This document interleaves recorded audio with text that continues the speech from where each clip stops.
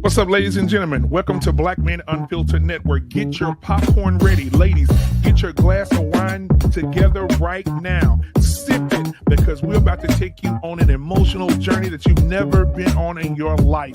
You're going to laugh, you're going to cry, you're going to be mad, you're going to be happy, you're going to agree, you're going to disagree, and that's what Black Man Unfiltered is about. We want all of you to have a voice, and this is the place where voices are heard.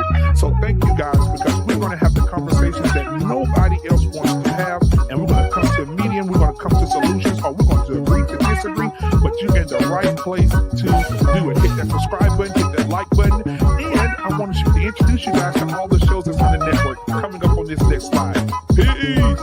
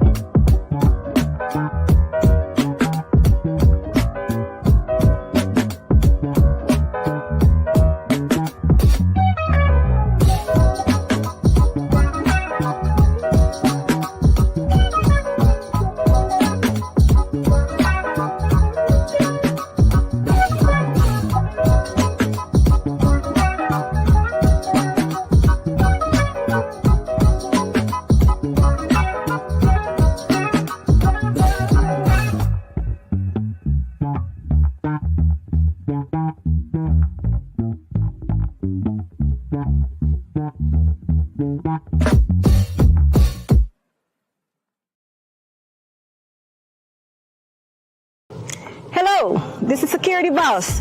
Listen guys, I'm coming to you with something new and very exciting. It's called I Choose You. Yes, it's a new dating show, and we want all of you to get excited about it. Yes, it is a dating show. It's going to be a virtual dating show. We want all you bachelors and your bachelorettes to get excited about it. So stay tuned for I Choose You. Driving around in California, looking for something to make me stay. Round and round forever searching for something that could never get replaced.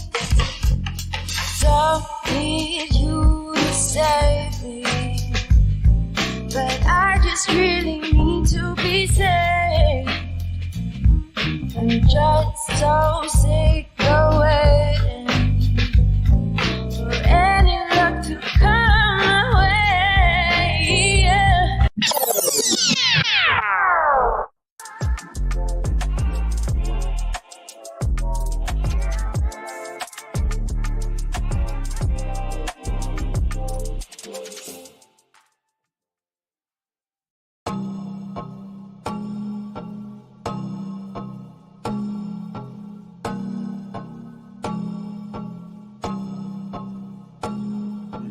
I don't mean to put it on your nose, but it's clear how my baby's running this the block, cause she fear what you do to you if you get dirty hands and veneer. What you do, what she is, little boy, I tell you this. If baby won't sit, she can sit. If baby says lit, it's lit. Got your bank account and that cute. If she said it loud, it's the truth. If baby wanna ride, she can ride. If baby needs some time, she got time. Got your bank account and that cute. Make it count, how about you? She would put you in the bag, wouldn't even need a planet. If she wanted, she a magnet. They should let her name a planet.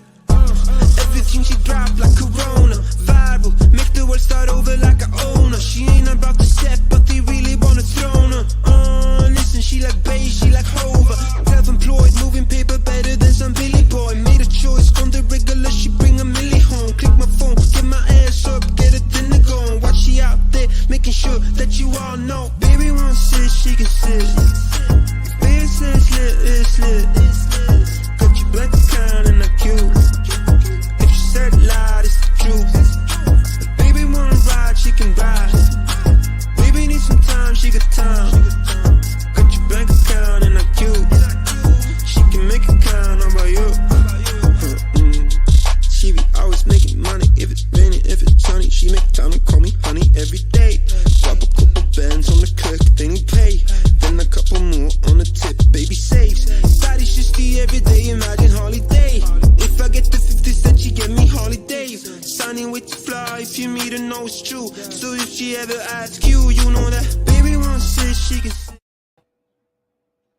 Hey, how y'all doing? Thanks.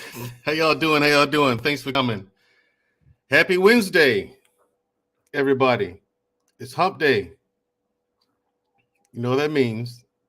It's time for Unapologetic with Mandrell. You got me tonight. All right. I don't know what position y'all to come up here, but apparently now you got me to deal with. Anyway, tonight is we have a very interesting topic. A lot of people make a big deal out of it because it is.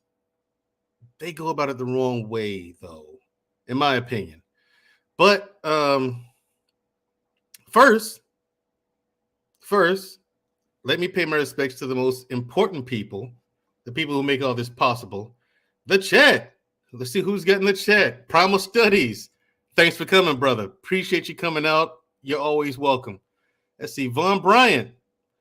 Yes. Now, you know you are always welcome, Vaughn. Thank you. Thank you for your support. Yeah. We have a new one. The Harmony Pill. Harmony Pill. Hey, how you doing? How you doing? I'm glad to see you came out. Thank you.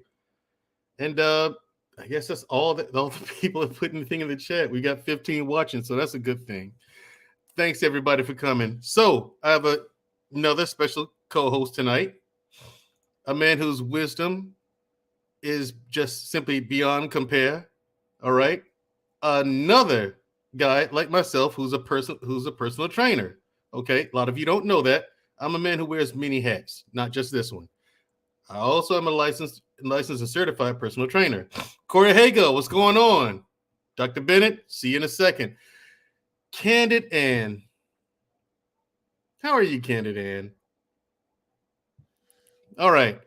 Without further ado, let me introduce our special guest for tonight, Dr. Paul Bennett. Good evening. Good evening. How you doing, Mandrell? Are you there, sir, or did you freeze up? You good? Oh, you did I freeze it? Yeah. Okay. Yeah. Just full disclosure to right? everybody. The doctor title was I'm taking that as a term of affection, but it is. Just let everybody know I am not a PhD. Although God willing, I'll have one in the future. My oldest daughter is pre-med, so we'll get a doctor in the family somewhere or another. So she'll be the first one in the fam to get that doctorate degree. So we're definitely looking forward to that. But I take the doctor title as a term of endearment and affection. So thank you. It is very much so a term of affection and endearment. Now, you train people. Oh, Lucky Marie, what's up, girl? How you doing? I didn't know she enjoyed my content. I'm glad she's here though. There you go. Yeah, you're more popular than you think. See, right? I didn't know this many people knew about me. And Lucky that's a pretty big name in the. Hey man, you just do the work and good things will happen. Just keep sowing your seeds. You don't know who's watching. That's true. I don't know because I'll see people in the chat. I'm like, wait, that person's watching. That person. Oh, you never know who's watching you at any given time. That's right. So. You know what tonight's about, right? The obesity crisis. Yes. Yes. Now, this is something that affects us all, regardless of race, creed, culture. That's right. All that affects all of us. And everyone, not everyone, but most people are failing. It seems like it. It's just like, wow. So how long have you been training people? Well, I got my certification back in 2011.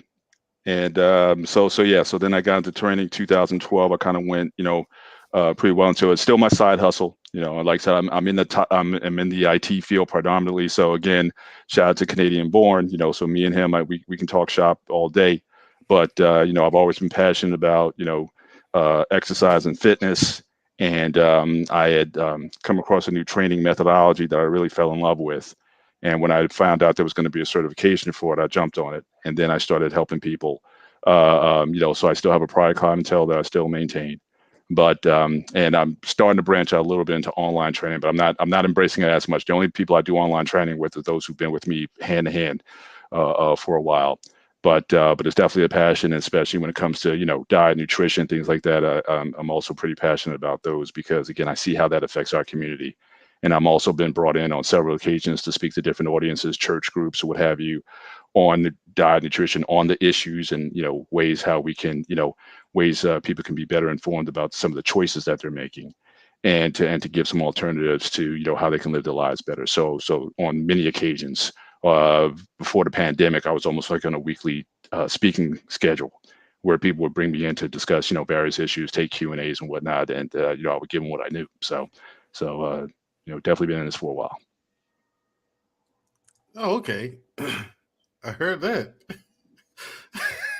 Tommy B. Tommy B's Come on, brother. coming. He's coming at me. Yeah, he's coming at you for that shirt. I mean, I was gonna say something too, but That's I like the again. Steelers. I like the Steelers. I do.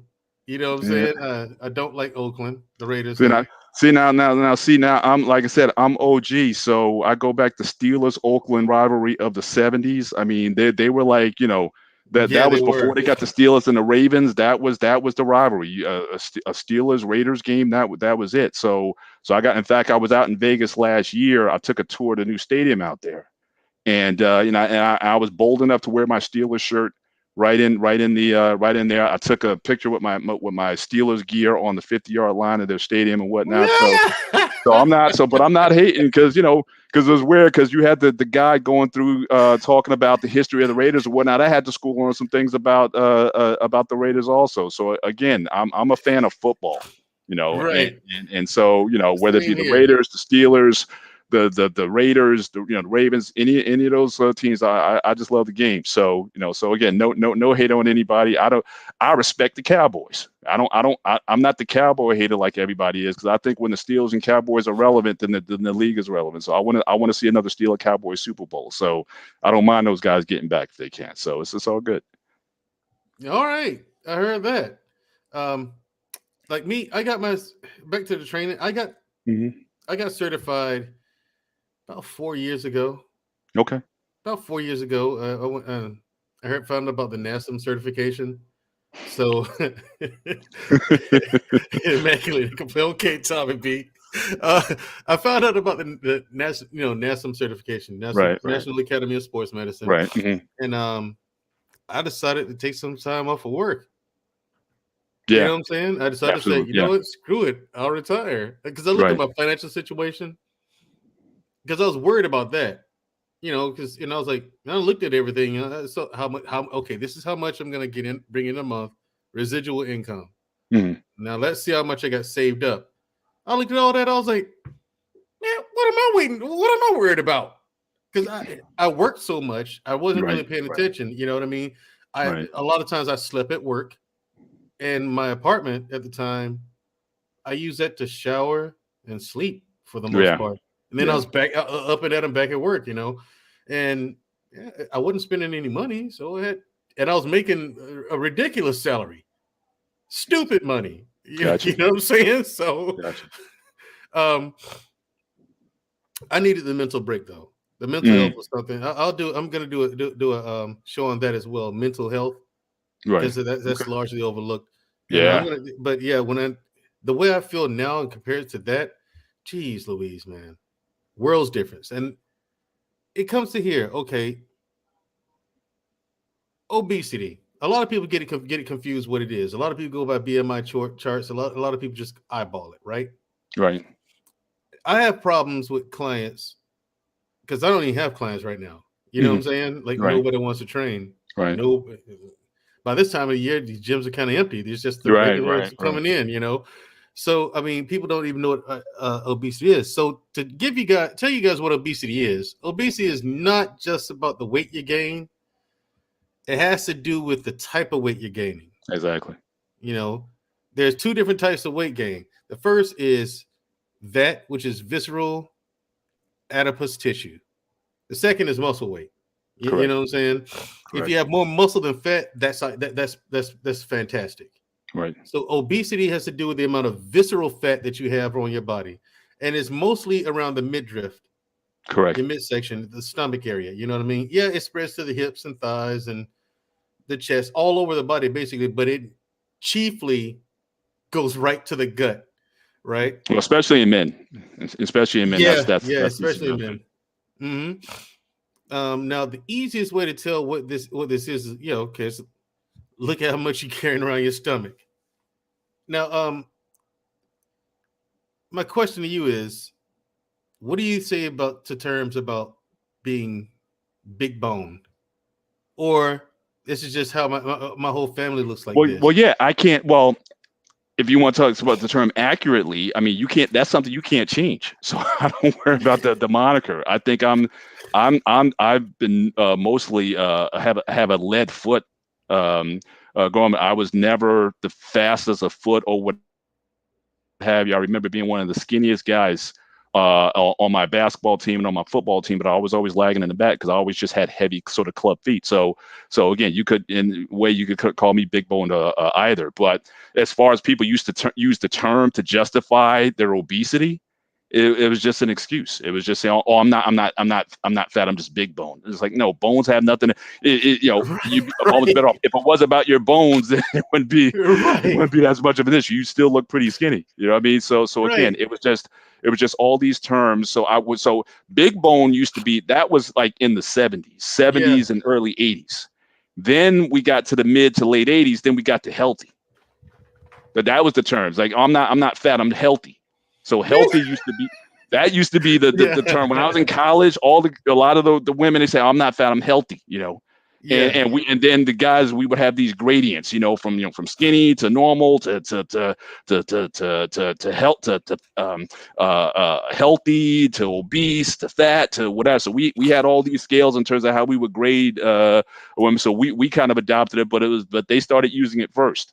And so guys were like, oh yeah, I like a healthy woman. I like a healthy woman. And it had nothing to do with health, at least in terms of your vitals, your blood pressure, your cholesterol levels. That had nothing to do with it. You know what I mean? So these terms that we would be using, just to get around some of the things that, that we, even then we knew that, folks weren't in the gym. When you got to college, you talked about thick is another one. All right, so thank you for reminding me. Yeah, thick came first. So again, it was normal. So it was normal. It was thick, then healthy, then fat, then obese. So we had so the thick and the healthy. Those were terms that were introduced, like I said, around late 80s, early 90s. We started getting those, but thick was still kind of on the good end. Because if she had some muscle, if she was like a track star, she had thighs or whatever, that was the thing. But healthy kind of came that was like PG-13. You know what I mean? It was like between PG and R. We had to introduce a PG-13. So I think the healthy was the PG-13. Okay, so you're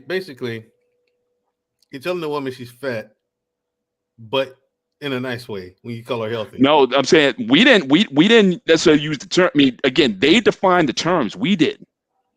They're the ones who, the first time I heard the term healthy, that came from a woman.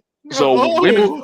So then, now that we had this new player and everybody was telling, so now that we had this new category, all right, so we had to, okay, so, it's like anything else. See, guys, at least back in the day, we know how to categorize and we know how to grade, and, at that lunch table, we kind of, so we got these new factors. So we started just categorizing, okay, who's normal, who's slim, who's healthy, who's thick, and so we just had these categories. So we just went along with the standard. It says that's all we now we never used skinny thick. That one, it might have been out there, but that wasn't something that was used often.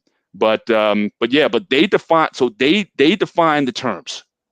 And we just, obviously because we want to relate to them, we just kind of roll with it. Okay, you want to put yourself in that healthy category? It's like, all right. And so again, so that was something that they started. We just ran with it. Okay. Sounds accurate. But I think it's crazy. I think that word thick today is toxic in our community in particular.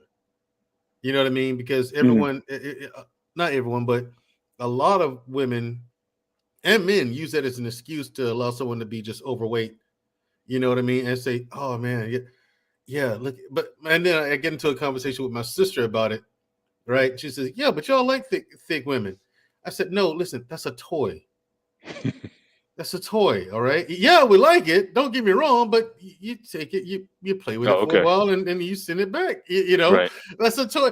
How many of those women are getting married? Well, the Kardashians will say, yeah, but they're evil. When the guys I don't go know into about that, that. I mean, wait, hold up. because Here's the thing: every man that goes into a house, how do they come back out? well, that's a see that's not see I deal in the real world, so to me I'm just saying it's that's an crazy. outlier. The Yeah. Kardashians, that's an outlier. So I Okay. can't live there. I can't live my life there. But I know, for example, Gotcha. with Latino communities, now again, I No, find similar that's different though. stands. Now they marry their women. Yeah, So and so do we. We marry the Latino women like yeah. that. The Latino women are different. We can't. That's not fair. Okay, they're cheating. The Latino women. Yeah, Jeannie Morena, Luke Casely. I said it. You're cheating. Okay. I don't know how you all do it, you Latinas, but wow, they're cheating. I don't know what the cheat code is, but they got it. Now, I've seen some of the smallest Latin guys, Mexican guys, and the women that they're with are generally much larger than them, and so it's accepted there. And but certainly I admit I know guys who like curvaceous. We love the curvaceous women. The African American women, the bodies of Black women generally tend to be different. Generally, I get all that. But as far as the I guess what's changed, I think over time in mass, I guess, is the exception of the standard. So like even with your title, like Lizzo is, and I don't even think that's necessarily, I can't even say that's necessarily she's the standard per se, but I think she's trying to define. I think there's trying to be this redefinition of a standard.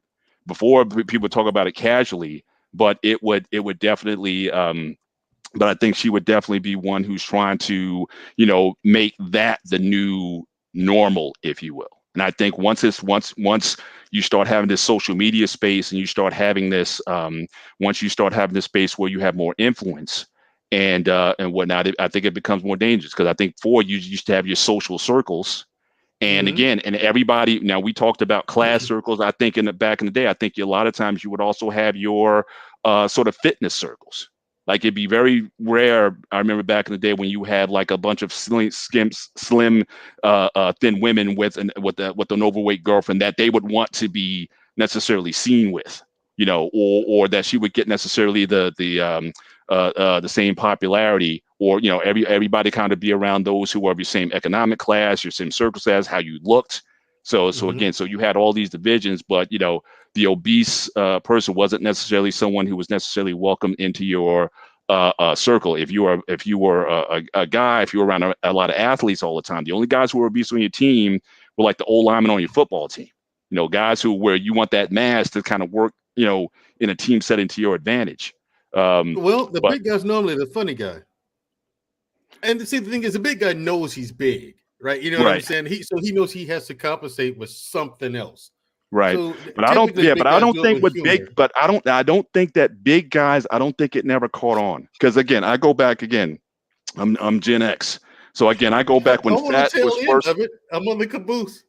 Right. So okay. So back in the day, the first guys who tried to rep fat was the Fat Boys back in the day. Human Beatbox and those guys. So you had the Fat Boys that came out. Then you had Heavy D. Yep. Right. Right. And then you big guy too. Yeah. And then you also had oh my gosh, the rapper who died from New York. Him and Tupac were going to Biggie Smalls. So again, but I don't think that ever became though a moniker. Like you didn't have guys just saying, "Oh, I want to be like the Fat Boys," or "I want to be like this person or that person." It was almost like it was a novelty, but nobody was pursuing that, or nobody was trying to justify how they looking at them as an example. But I think we kind of marveled at their ability. They were humorous. Again, Fat Boys, they made fun of themselves. I mean, that it was a very another. So they kind of made fun of it. But again, Chubb Rock, there's another one. So, and then our singers, we all know about Luther Vandross when he was 300 pounds or whatnot. A lot of women swear that's when he sounded back at his peak. Oh yeah. Yeah, he was a big dude. He was a big dude. I know he was but a lot of women say that's when he had his best vocals, when he was big. When he lost all that weight, he wasn't the same guy anymore. So everybody says that. So yeah. But I don't think that never became, I think, a model that men necessarily went after and they pursued. Like that was like an ideal. We certainly appreciated their abilities, but we never went and said, okay, I'm a gain, become obese so I can look like them or whatever. It wasn't becoming a model, or it wasn't something that, even with the guys who were overweight, that just necessarily accepted. I think they knew they were overweight, and they either accepted it or not. Right. And so, like, the thing is, like, for me, like, I've dated a big woman before, right? Mm-hmm. And so the thing is, she had such a she was just a lovely woman, super dope personality. No, that's the worst, isn't it? Yeah, it's just That's the worst. I'm just saying, super. They dope pull you in. I mean, and I super get dope you. personality. But I mean, and people like, she wasn't that big. How big? I'm like, she was a big girl. Right. Now. I mean, Right, you would never think that I would. Right. Like, if someone to point her out, you're like, there's no way, Mandrell. Right. You know what I mean? Like, Right. You wouldn't believe it. But Right. It's for me. Not like I said, I can't, because again, if they treat you well, I mean, again, in these cases, we hear so much about men wanting respect and whatnot. And again, if a woman's going to give you that, then you're going to bypass a lot of stuff. Yeah, you're going to bypass some stuff, man. Yeah. Hold on, let's see. Primal Study says overweight people know they are overweight. All these terms they use are them coping. Okay, that's true. Yeah. That's true. Yeah. That's true. Like I said, Jenny Morena and Luke Hazley, I'm calling you two ladies out tonight. You Latino women, you're cheating.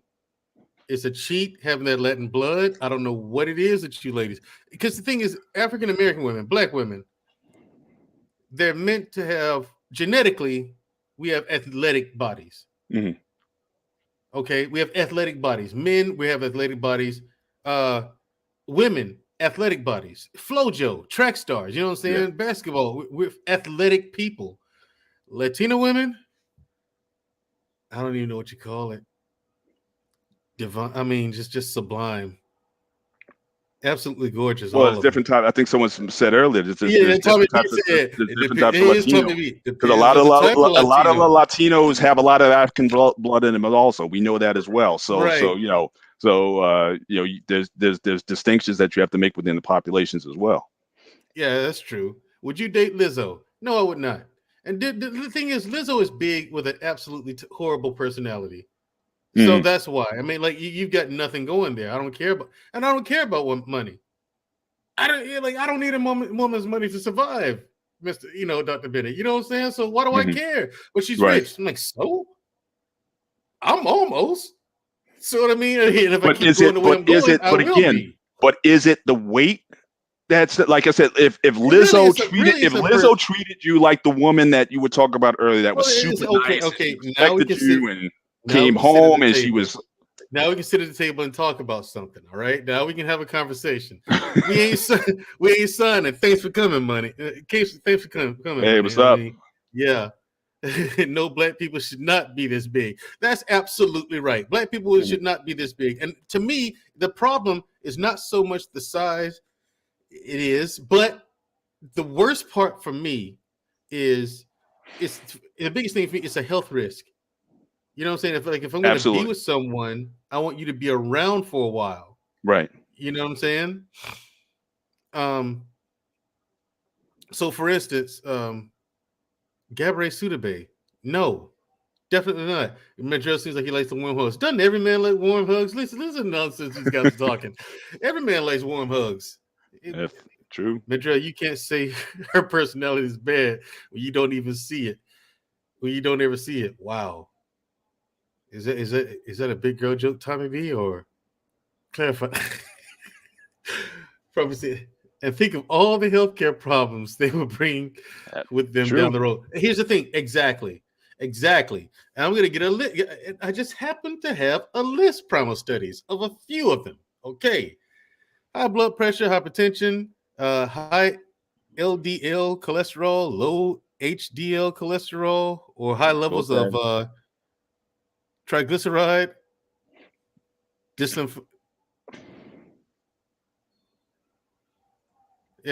never mind. Type 2 diabetes. Yeah, it's one of those words where, like, I read it 12 times. Also, fatty 12 liver times. disease, Yeah. metabolic syndrome. Type 2, Yeah, there's a lot of it's a laundry list of issues. coronary heart disease, stroke, gallbladder disease. That's why I was asking, Brother Vaughn. I was saying, so is it? That's why I was saying earlier. Is it Lizzo, or is it that what you see, the public dress, just the way that she's so out there? Is it that, even if it's not her personality, is that what she's expressing? Is what the turnoff is? Or if you just met it's just normal girl, look like Lizzo and whatnot, but she treated you well. Here's the thing. Lizzo goes out there and flaunts it. It's like, all right, you know you're big, right? And you know that's not cool because it's not healthy. And I want my lady to be healthy if I'm going to be with someone. She's not even trying. She doesn't go to the gym. She doesn't work out. You know what I mean? Just doesn't care. Knows that there's health risks. Just the fact of her walking around like that. Right. She knows that there's health risks. Like, I could go on. Right. You know, we said, you know, cardiovascular. But again, disease, I don't cancer. think she's not. But is she any different from anyone else who's dealing with those same problems? So I think she's in a position where I think she's in a position where she can monopolize on it and make it a brand in and of itself. But I don't think she's most in terms of dealing with the reality of her condition. I don't think she's any different from anyone else. Is that she just has a larger platform. So I think it's the platform that's enabling and empowering her to be as provocative as she is. But for everybody else, I mean, they're saying the same things to themselves. Listen, man. Problem studies, I'm going to get to this comment in a second. But I've seen women, and so have you, in like stores, out in public, wearing stuff like leggings and real tight halter tops. And like, okay, you're 300 pounds. Why are you wearing a halter top? Stop playing. You know what I mean? I don't mean to be mean, but stop the madness, you know? Okay, like Problem Study says, I've seen it so many times, and it's incredibly hard to take care of an overweight person in a husband. Yeah. It is, man. I mean, like I said, I have my preferences, but then there's some things you will overlook. That's right. I imagine having to go to the zoo and have an MRI. Come on, man. Problem Studies, bro. No, okay, like it's her that she's flaunting it, and she has that platform that allows her to do so. And like you said before, she is trying to normalize this. But I mean, like, check out this statistic: 4 out of 5 Black women are overweight. 4 out of 5. Okay, and more than half of Black women are obese. That's 80%. 80% of the 4 out of 5 are morbidly obese. Right. My thing is this some kind of mental? Look, don't say it's a mental health disorder, because it's not. These chicks are unhealthy, and they're fine with it. I think there's a plethora of reasons. Like I said, the obesity issue is a global pandemic. It's a global problem. In fact, I was literally just kind of leading up to this show, I was doing some research, and they're saying 2/3 of obese people live in third world countries. So it's not a question of supply. You would think that obesity would necessarily be like a developed country issue or a place that's affluent, but obesity is happening in places where it's not like you have an abundance of food to eat. So then I started looking at what are the factors that are leading to this obesity. And again, especially with our community, any issues that are affecting the populace, we're either first or last. We're first in terms of on the negative side, and we're last in terms of the outcomes. If we have a good economy, we're the last ones to benefit. If there's a bad health outbreak or there's disease, then we're usually on the front lines of that. So I think that the issues that are happening throughout the board, especially in America, with America being more obese, when you talk about communities where Black people live, and if you look at, again, the economics, also you look at the types of food that they're eating. So a lot of, one thing I did was there was a author, I think I might have mentioned on one of the barbershops, but we were talking about this a little bit, and there's this author, this guy named Gary Taubes, Taubs, and he wrote this book called Good Calories, Bad Calories. But it was like a book. It was like 1,000 pages long. And then he came out with a follow-up book, which I have. It's like, why do we get fat and what we can do about it? And he talked about what's really pervasive is it's not so much that we're overeating, it's the types of foods that we're eating, the composition of the foods that we're eating, and what those foods are actually doing to us. And when you live in poor communities or low income communities, again, in urban areas where you have an abundance of this sort of low grade but relatively cheap food supplies, then again, we're going to be the ones who are going to be the most impacted by that. And so, and so, I think that is something that we have to factor in. And I talk about this again when I have my sessions. I speak on these things, not to say that I think everybody like I said earlier, like a lot of people know that they're overweight. A lot of people know that they're unhealthy. But at least what I tried to do is I try to give them a basis for, why are they the way they are? So that, like, if you knew you were taking poison, now, again, I still may not get you to stop taking poison, but at least if I can get a few people to realize, this sugar, this low fat stuff that they advertise as low fat, but it's high in sugar, all these things that are being marketed to me. If I recognize that this stuff is dangerous, like I'm literally eating poison, I may not get the room, but again, if I get 2 out of 10 people to say, hey, you know what, at least let me make a modification. Well, then I think we can kind of get somewhere. So I don't just go on. I don't want to paint the narrative that, okay, well, people just can't get away from the table, that they're just stuffing themselves at the table. Yeah, it's not that. I agree wholeheartedly. But it's what you're eating, I think, has a huge influence in terms of your ability. And then you also have to factor in other things, especially if you're combining things like medications that you're on. There are things that you can eat. There's medications that you can be on. There's diseases that you can develop that literally change how you metabolize foods. And if that metabolism gets slowed down, like especially if you're a diabetic and you get on those diabetic medications or whatnot, I've seen people just blow up because it just totally throws your metabolism off. Yes, it does. And then if you're going to be eating the same foods that you were used to before, then you're really not going to be. You're really going to get big. And see, here's the thing, Dr. Bennett. Now, I have a thing for 2 types of women, right? Mm-hmm. Black women, right, and Latin women. Okay. Like, I mean, a black woman and a Latin woman. Oh, listen, I'm sorry. Look, you're already in the door of me. You know what I mean? Because like they're just gorgeous. Period. And I just hate to see when they just don't take care of themselves. Right. You know what I'm saying? Right. Like, especially sisters, because they're a reflection of where I come from. Right. And the thing is, the brothers, we're no better, really. We're not far behind them. Okay, right. Like non-Hispanic black adult men had the highest age-adjusted prevalence for obesity. We're at 49.6%. Yeah. You know what I'm saying? We're almost half. Almost half of us are obese.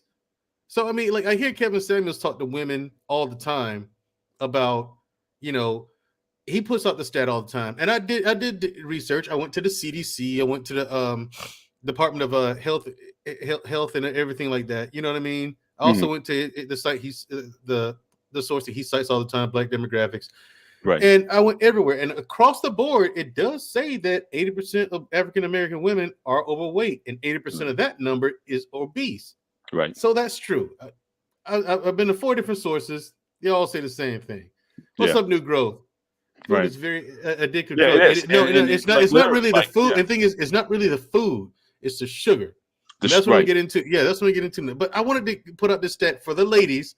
So whenever guys tell you you're fat, okay, 80% of you are obese, 80% of you are overweight, and 80% of you of that number is obese.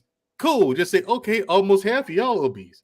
And like there's no other stat to go off of, like seriously, it's just 49.6% are obese, and we're followed by Hispanic men at 44.8%.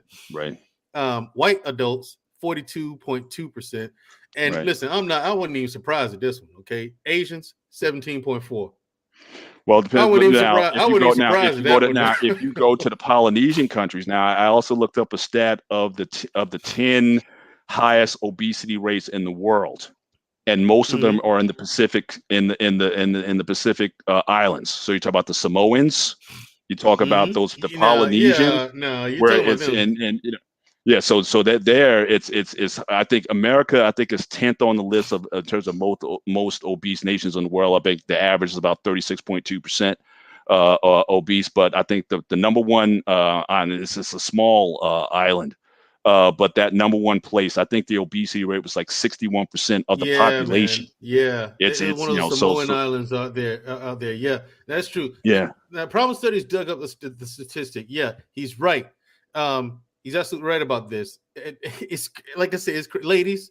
You can cite this source when guys try to give you crap, but I just want to see everyone do better. And like you said, it's more so because I've seen people do portion control and things like that. But then I'm like, okay, what are you eating? It's mostly rice. Then they have grits in the morning. They eat bread, sandwiches. You know what I'm saying? I'm like, okay, this is all carbohydrates. You know what I mean? It all Right. has sugar in it. Right. You know, like when you eat the carbohydrates, like rice Or corn drink, like, like that. and And then brother you drink Eman the is soda. correct here. Yeah. Drinking also, those calories. Yeah. Now what I find Exactly. interesting also is the drinking is also dangerous in terms of what we also classify as healthy and is not. Like, one of the worst things that a person, I believe, that can do is to drink juice. Yeah. Orange juice, apple juice, It's all pineapple sugar juice. water. Yeah, It's like sugar one thing water. I ask somebody, like I'll ask somebody, how many oranges would it take if you wanted like an 8-ounce glass of orange juice, which is the standard serving size? How many oranges would you have to squeeze to get an 8-ounce glass of orange juice? And Almost most a people whole will say, bag. yeah, most like 4. At least I'd say just say 4 to 5, 4 to 5 to get that. But you wouldn't eat 4 to 5 oranges in one sitting. But you're getting the same sugar content as if you ate those 4 oranges. So my thing is, rather than drinking the juice of it, why not just eat the orange? Have water, or have a low cal drink, but have water, but then eat the orange. But we've been sold, again, it's been even preached to us, even in our schools. It's like for the kids. Kids should have orange. Stay away from soda, but have orange juice and have pineapple juice and whatnot. But again, look at the sugar. Just read the labels. Look at the sugar content of a can of Coca-Cola versus an 8-ounce glass of orange juice. The sugar content is almost the same. Right. And so those liquid calories, those hidden calories and when people are telling us that this is healthy for us to be consuming, when you have that, then again, it's the messaging is wrong. So again, these are things that I talk about. It's like the things that you might have thought were healthy for you to eat or to drink aren't necessarily that healthy. Aren't necessarily that healthy for you. So I think the message, the communication in terms of how we educate people on what food is, what sugar does to the body, the danger of the liquid calories. I haven't even got to talk about alcohol. I haven't talked about beer and all that. All those calories that come. The empty calories in there and all that. The empty calories that come from there. Yeah. Yeah. Like the stats I quoted was straight from the CDC. Mm. You know what I mean? Like right. There's and Primal Studies. He wouldn't have found it and brought it up and said the same thing. It's straight from the CDC's website. Yeah, exactly. Right. And so I checked the source with Department of Health and Human Services. I checked with blackdemographics.com. Yeah, same thing. They all say it. And my thing is, looking at these numbers, I'm like, we're in trouble, dude. And I've known for years, it's the sugar. It's the amount of sugar. High fructose corn syrup is everything. It's a lot sweeter than, and the people and companies use it because it's a lot sweeter than sugar. It's cheaper. You know what I'm saying? And my thing, I tell people this. People is, I can't have that. And I'm like, no, because they use it to fatten up bulls. Right. What do you think? You're human. And it operates differently. And it operates differently in the body. Like it doesn't. It's not processed through the liver. It kind of goes around it. And so basically it's going to be shunning those carbohydrates, those sugars into the fat cells. So it doesn't even go through the proper channeling of how normal sugars or sucrose, how that's normal, or glucose, how that's normally processed. It goes around it. So it's almost like high fructose corn syrup at cheese. But it's interesting about the high fructose corn syrup, because again, if you look at where obesity really took off, it happened in the 70s, in the mid 70s, because again, you would get something like Coca-Cola that had sugar. It would be right on there, would label sugar. And then once they started bringing the high fructose corn syrup in, again, sweeter, cheaper, like you said, more profitable. That's, if you look at the rates where obesity really took off in this country, that's when it started happening. So, so again, what we've eaten is not even what our parents or the parents before them ate. It's not the same thing. You would make a cake. You would use sugar, flour, butter. I mean, pound cake. You would make those you would make those items. But then once they started subbing out for these cheaper but more profitable substances, even what we thought we were supposed to be eating isn't the same thing anymore. So again, high fructose, again, a very processed form of sugar. The saturated, the processed fats, the difference. We weren't using butter anymore. We were using margarine. We were using all of these things that, again, they wreak havoc on the metabolic system.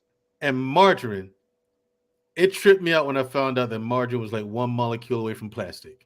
It was a byproduct of something else. It was that's why they stopped selling. Like they stopped selling it like that. Like the government's like, all right, listen, this is just flat out poison. Stop. You know what I mean? Like, I can't believe it's not butter. That whole thing. Like, a lot of the stuff they sell in grocery stores isn't even food. You know what I mean? They're byproducts of them making something else. You know what I mean? Right. So it's like okay, Harmony Pill. Let me get a few of these chats. Most people drink a ton of liquid calories, thinking that eating less carbs will compensate for it. And she's right. Yes, absolutely. And she's right. Harmony Pill is, and the danger of that is that when you're drinking your calories, I tell people all the time, because people like to juice. I'm like, I don't recommend juicing in the beginning. Not at all. Because when you drink your calories, it's hard to keep track of how many you're taking in. And that was a hard sell, because I've been in school programs, and I'm telling teachers that, and they're like, wait a minute, we're getting this from the food pyramid, we're getting this from our government that's telling us that we need to be up. But again, there's one time, honestly, I had to actually stop, because again, it was a government funded program, so I can't go in and tell them that look, no juice for you guys, because again, that's not the message. They were getting subsidies and whatnot, so I couldn't go in and slam whatever the government was putting out. So there's been some interesting conversations. Yeah, and Problem Studies had brought up put something in the chat at 9:16 p.m. It says food pyramids is a lie. It was built with large input from the Department of Agriculture to seed and lots of grains. Yes, absolutely. So most people have way too many cars. Shake my head. Absolutely right. Problem Studies. Absolutely right. It was the food pyramid but I remember being in elementary school and they were teaching that. Right. You know what I mean? And then they came out with all these different iterations. They first had the pyramid, then they went to the plate. Now they, so again, all these different iterations of it that have come out, but a lot of it's the same thing. Basically, on your plate is going to be a ton of grains, which ultimately, and again, all grains is sugar, right? All of them. And so, so they're going to convert to glucose, even the things that, and again, there's another trick. People talk about this idea of whole grains, or eat a lot of whole grains. And again, I can understand the reason why is because you want the fiber from those whole grains. But then people went overboard on the whole grains. But all grains are going to ultimately get the sugar. The difference between a processed and an unprocessed grain is simply how quickly does your insulin spike. You talk about insulin, obviously I would say, personally, if you're going to eat rice, I would say eat brown rice instead of white rice. But the difference in the total glucose is going to be the same. The insulin spike is going to be drastically different. So when you see white rice, which is one of the highest glycemic foods, it's going to go through the roof. But then you think about as a stable food, like you go to all these countries and whatnot, where rice is consumed as a staple of the diet, very highly glycemic. And again, you see in these areas where obesity is on the rise. So these are things that I try to educate people on, in terms of, I try to give them sort of parameters. Okay, what's kind of good to eat and what maybe not, or what's limitation, or I'm a carrot and stick type of guy. I take an 80% approach to pretty much everything. I say Try to eat well 80% of the time. So if you want to talk about like solutions to a situation, eat well 80% of the time. 20% of the time, eat what you like. Gotcha. And what I found is that I know this happened with this happened with me when I really started getting serious about training and nutrition. Now keep in mind, I was never fat. I'm coming from the other side. I was super skinny growing up. So I was like, one time I said on Courtney's show, I was like Jimmy J. Walker. I was Mr. Dynamite guy. I was that. You're a boxing guy, so remember Tommy Hitman Hearns at 147. Now I'm 6'3". I'm 6'3". When I graduated college, I was 147 pounds. And so, so I had that very thin frame, and I wanted to get bigger, but I knew I couldn't. And the thing was, my metabolism was so fast, I couldn't eat my way to it. Like I would be the guy who had like the bottles I can eat, and I just couldn't put the weight on. So it wasn't until I started doing serious resistance training, real strength training, bodybuilding type training, is when I was able to start to put the weight on. But prior to that, I had like an unlimited reserve for just eating, just burning up whatever I had. I couldn't gain any weight. This comment right here, we were just talking about this. Rather do the smoothies, you get the full nutrition. No new growth. No. It depends on your calories. It depends on what's in it. Now, again, if you're talking about a smoothie, that's going to be mostly protein. If you want to add some dairy or some almond milk or whatever, again, there's going to be very few carbs or sugars in that. So I don't necessarily mind it, but again, what's in it? And again, another thing that's been sold, like you go to some of these places like Jamba Juice or what's this one place that has these smoothies. Again, they sell it to you as if it's a healthy thing, but again, you got to also be able to read the fine print, read the first of all, the portion size. That's another thing that people don't take into account.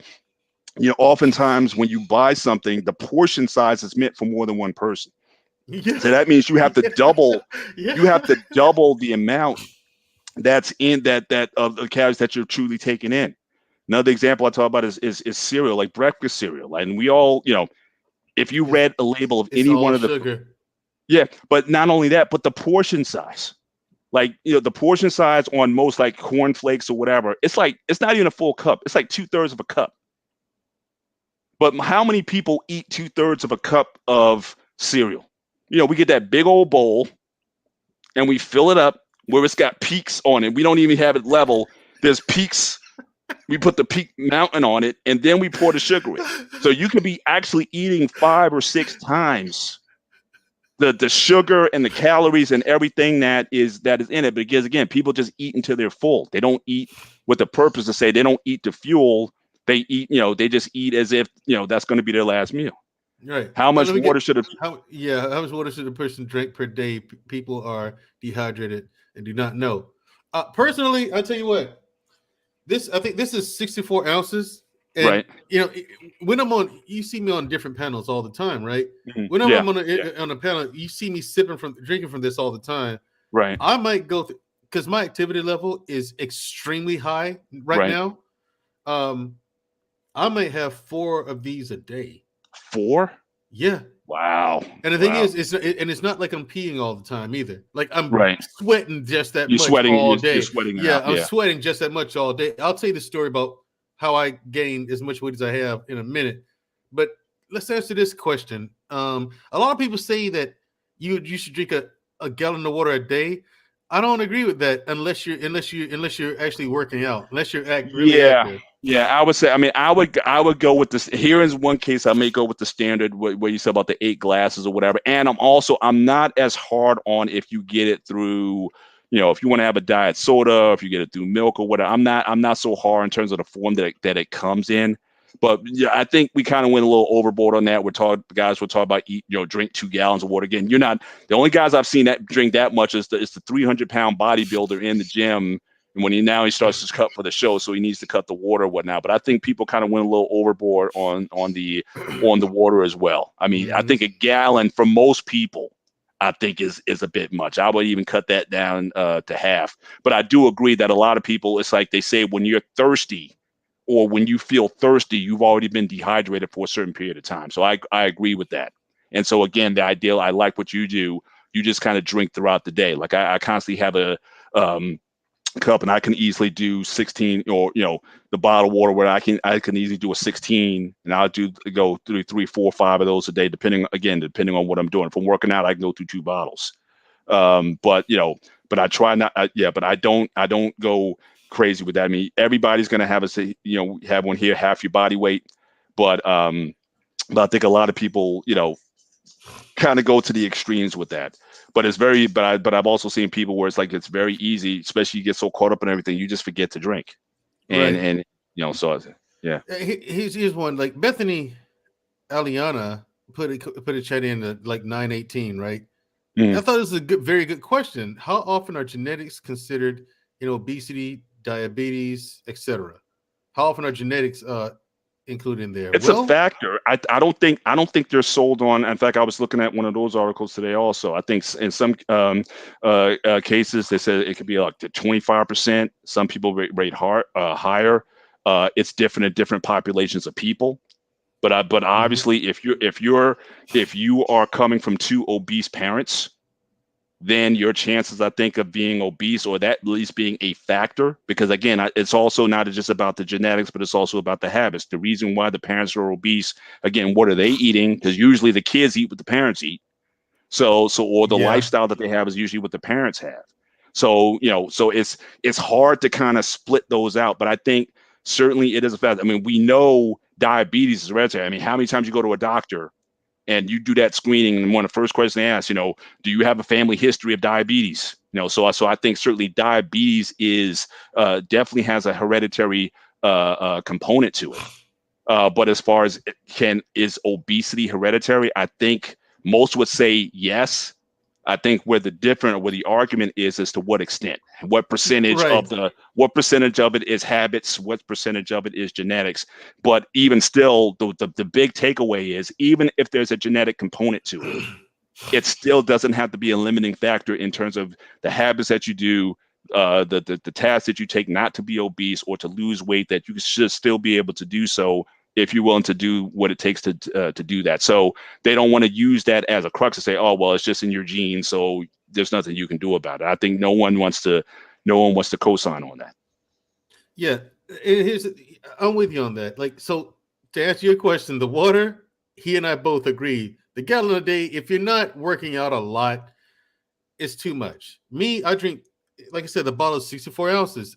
But see, I do Brazilian Jiu-Jitsu at 5:30 a.m., right? Yeah. I come home, I eat breakfast, I shower, I go right back up there for an 8:30 class. After that, I go to the gym and I lift weights and I run 5 miles after that. Oh yeah. That's a Monday and a Wednesday. You know what I'm saying? Yeah. Now Tuesday, Thursday, and Friday, I'm doing kind of the same thing as stuff. I got MMA, Muay Thai, kickboxing, and stuff. Right, My activity level is ridiculous, and it's because of this. Yeah, you're not in the norm. Yeah, and that's the thing too. We're gonna be we're gonna be outliers to an extent in that you're not normal. You're not in that. But we still gonna try to speak to the masses of people. Like I said, most of the people I deal with. In fact, I almost prefer not to work with fit people. Exactly, because they know too much. Because you can't tell them anything, man. Yeah, a lot of my guys, they're just like in my profession. They're IT guys, a lot of Asian Indian guys who have nothing. But it's good because they're just open to whatever to receive what you're teaching them. So I like to speak to the everyday person. I would love that everybody kind of get into an exercise program, but understanding that a lot of people won't. But I want to keep this sort of on the ground where most people live. So I'm not gonna. So I would never use you as an example to say, because I got to tell you, this guy over here, because I got to tell you, listen, it's painful. All right, look. Oh yeah, yeah, and boss lady Iris, she says, drink a gallon a day. No, do not drink a gallon. If you're working out, if you need it, but not as a prescription for the average person. No. But if you're sweating through a lot, and even when you're drinking water, you still need to also be worried about electrolytes. Now, I don't know if you Mandrell, if you use any kind of electrolyte drinks or what have you, Gatorades or whatever, because you know. No, I don't do that. Because here's the thing with Gatorade, I'm losing weight right now, and Okay. I'll tell you this. Here's how I gained the weight. The ex-girlfriend, the big girl I told you I dated. Mhm. Okay, she told me she wanted to lose weight. I never pressed her about it, so I said, okay, cool, right? She saw me. I'm fit. I'm chiseled like a Greek statue. Mhm. Right? Okay. My abs look 3D at the time. So Right. she said she wants to lose weight. I tried to help train her, and we were having difficult times. You know, she lost a lot of weight and she hit her plateau. Right. So instead of losing 5 to 8 pounds a week, it got down to like 1.7, 2.4, Right. 1.2. You know what I mean? It slowed down Right. but it was consistent. So I said, I'll tell you what, since she got really disappointed and down, I said, tell you what I'll do. I'll stop working out, and I'll gain weight on purpose, and we'll lose it together. So you got off your grind. Yeah, I got off the grind. You did it for love. I put on it for love. No, to inspire her. I put on 60 pounds. Listen. Damn. I've never been fat before in my life. Ever. Wow. Ever been fat. Like as you see me now, this is the biggest I've ever been. But I mean, I'm losing weight now, and in another 3.5, maybe 4 months, I'll be right as rain. You know what I'm saying? I lost 15 pounds in 2 weeks. Wow. Okay. I lost 15 pounds in 2 weeks. The thing is, I know how to do it, though. Well, that's the thing too. And I think you've been doing that for so long. I think it's easier for you to kind of get back on that grind versus someone just kind of starting out. I mean, I almost think that your body's almost returning to it wants to get back to where it was. Muscle memory. I think you're right. It wants to get back to, because my strength. Okay, 405 bench press. And here's the thing, people in the chat: just because someone's in shape, it doesn't mean that we feel like doing it all the time. You know what I mean? There are days where a lot of time. Oh yeah. Yeah, there are days where we have to literally make ourselves get up and go to the gym. Facts. Especially if you have to. Like, who wants to go squat 400 pounds? No. Who wants to put that on their back? I dread it. And I'm kind of old school. Yeah. Because leg day for me. Don't do it. Absolutely. And I'm kind of old school too. It's like leg day is gonna hurt. If I'm not on the floor, then I didn't work out. I mean, I'm kind of that kind of old school type of, you know, it's supposed to be hard. It's supposed to be, you know, I train even with my family. When I train them, I tell them, look, it's going to be hard. In fact, with me, when I was doing client profiles, I would take them through 3 or 4 training sessions before I would even sign them up, because what I was going to put, I wanted to see that if they were going to do it. And so if they were going to stick with it, if we go through these sessions, and if you come back, then I know I have a client. But if you're not, then I don't want to waste your time. I don't want to chase you down. I'm going to be calling you and say, hey, we had a 10:15. Where are you? I just never did that. So, you know, so again, I believe in it being hard. I don't think, and it's another thing in terms of what people try to, and again, I get it, the idea of people wanting to move, but I define exercise very differently than most. In that I think exercise is something that is planned, it is structured, and it has a goal in mind, and it's demanding. And so this idea of, I remember when I got my certification, I wanted to get some experience in. So there was a local Y in my area, and I went through all the interview process. I was about to sign up. I was kind of in. And the last thing that the woman told me before I was about to start is that, hey, the most important thing out of everything you're going to do, the most important thing is that the people need to have fun. I quit that. Yeah, that's the thing. I just quit. I said, no, this is not, I will be honest. I will be empathetic. I will encourage you. I will motivate you, but you're going to go through some stuff here. And again, I might not be the person for you.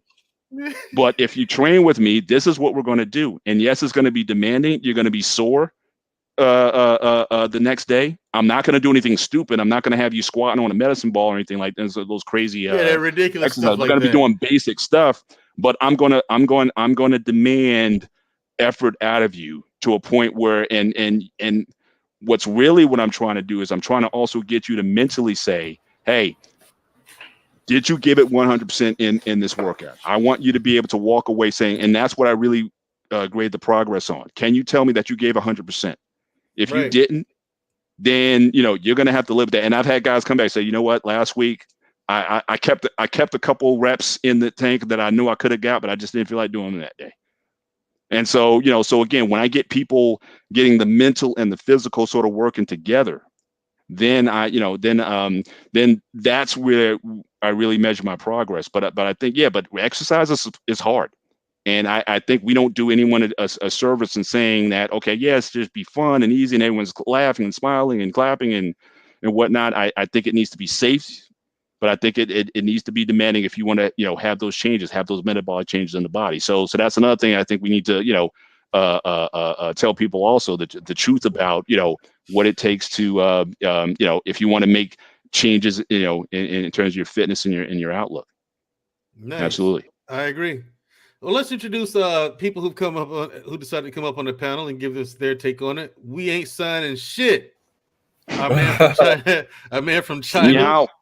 Tommy B from the We Argue Sports podcast is in the building. What's up, y'all? Hey, what's going on? Warriors looking good out there. Oh, in sunlight right now. You feel me? And Primal Studies is in the building. How y'all doing, fellas? Good to see you. Nice to meet you. Loving the conversation, you two. I'm gonna keep it a buck with y'all. We ain't signing was 100% right. Like, I don't fuck with exercise. I'm gonna be 100 with you, and I eat what the fuck I want. But the reason why I say we ain't signing is 100% right is because what I do is when my weight goes to where I don't like it, then I just do intermittent fasting. I think one of the biggest problems with us specifically in this country is we eat too many times and it's not enough time for your food to digest. So, but when I do intermittent fasting, I go hard. I eat what the fuck I want, but I do what's called OMAD, 1 meal a day. So I'll eat. The rest of the day is nothing but water. I drink about 1.5 gallons, 2 gallons of water a day. I dropped about 35 pounds in like 2.5 months. So it's literally what Wayne Saunders said is literally exactly what he said. It's calorie intake, and it's giving your body time to metabolize the food. Because here we eat breakfast, then we'll snack, then we eat lunch, then we'll snack, then we eat dinner, and then possibly snack after that. Your body's constantly metabolizing food. It's never got a chance to just sit there and process it. Whereas when I do my OMAD, I eat once, and then pretty much it got the whole 24 hours to, digest that food. And now you say you go through. You say you go through periods with this, like if you feel I'm 6'4". Right. I usually try to keep my weight around like 215, 210ish. Okay. So like right now, I got up to like 240. So I'm doing my intermittent fasting now. And then I'll just drop down to say around like 205, 210, and then I'll just keep it up around there. It's like with my dad's the same way. Like he'll get to a certain size and then he'll just knock it off. I will say also with that though, I'm also privileged as far as health wise. I don't got any health concerns. And I kind of grew up. I was always skinny, so for me, skinny. What kind of skinny? Like I said, I'm 6'3". I was bony growing up. Like I was like in 9th grade and probably was like $140 or something like that. Okay. Yeah, I was like bony. And then when I went to the military and I hurt my knee and I couldn't hoop no more, that's when the weight came. And that was the first time I got over 200 and all that. Gotcha. But for the most part, I mean, I just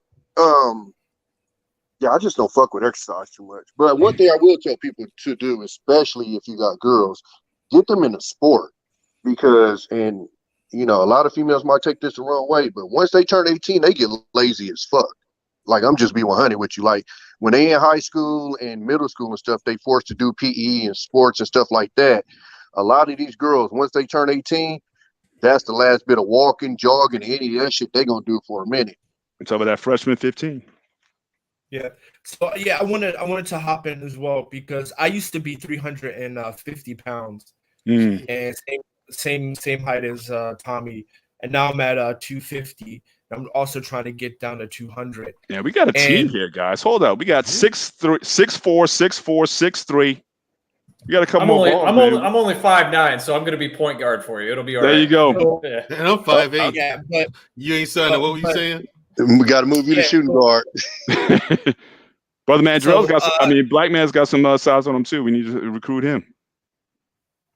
So yeah, so basically what I did, so I was pre-diabetic, had high blood pressure, and things like that. And so when we talk about obesity and diabetes and things like that, it's definitely 100% a lifestyle situation. Like my mom was big, so I would eat what she eat. My brother would eat what she eat, and it just goes with you, right? And then also there's the mental health issue of it, right? Like food addiction.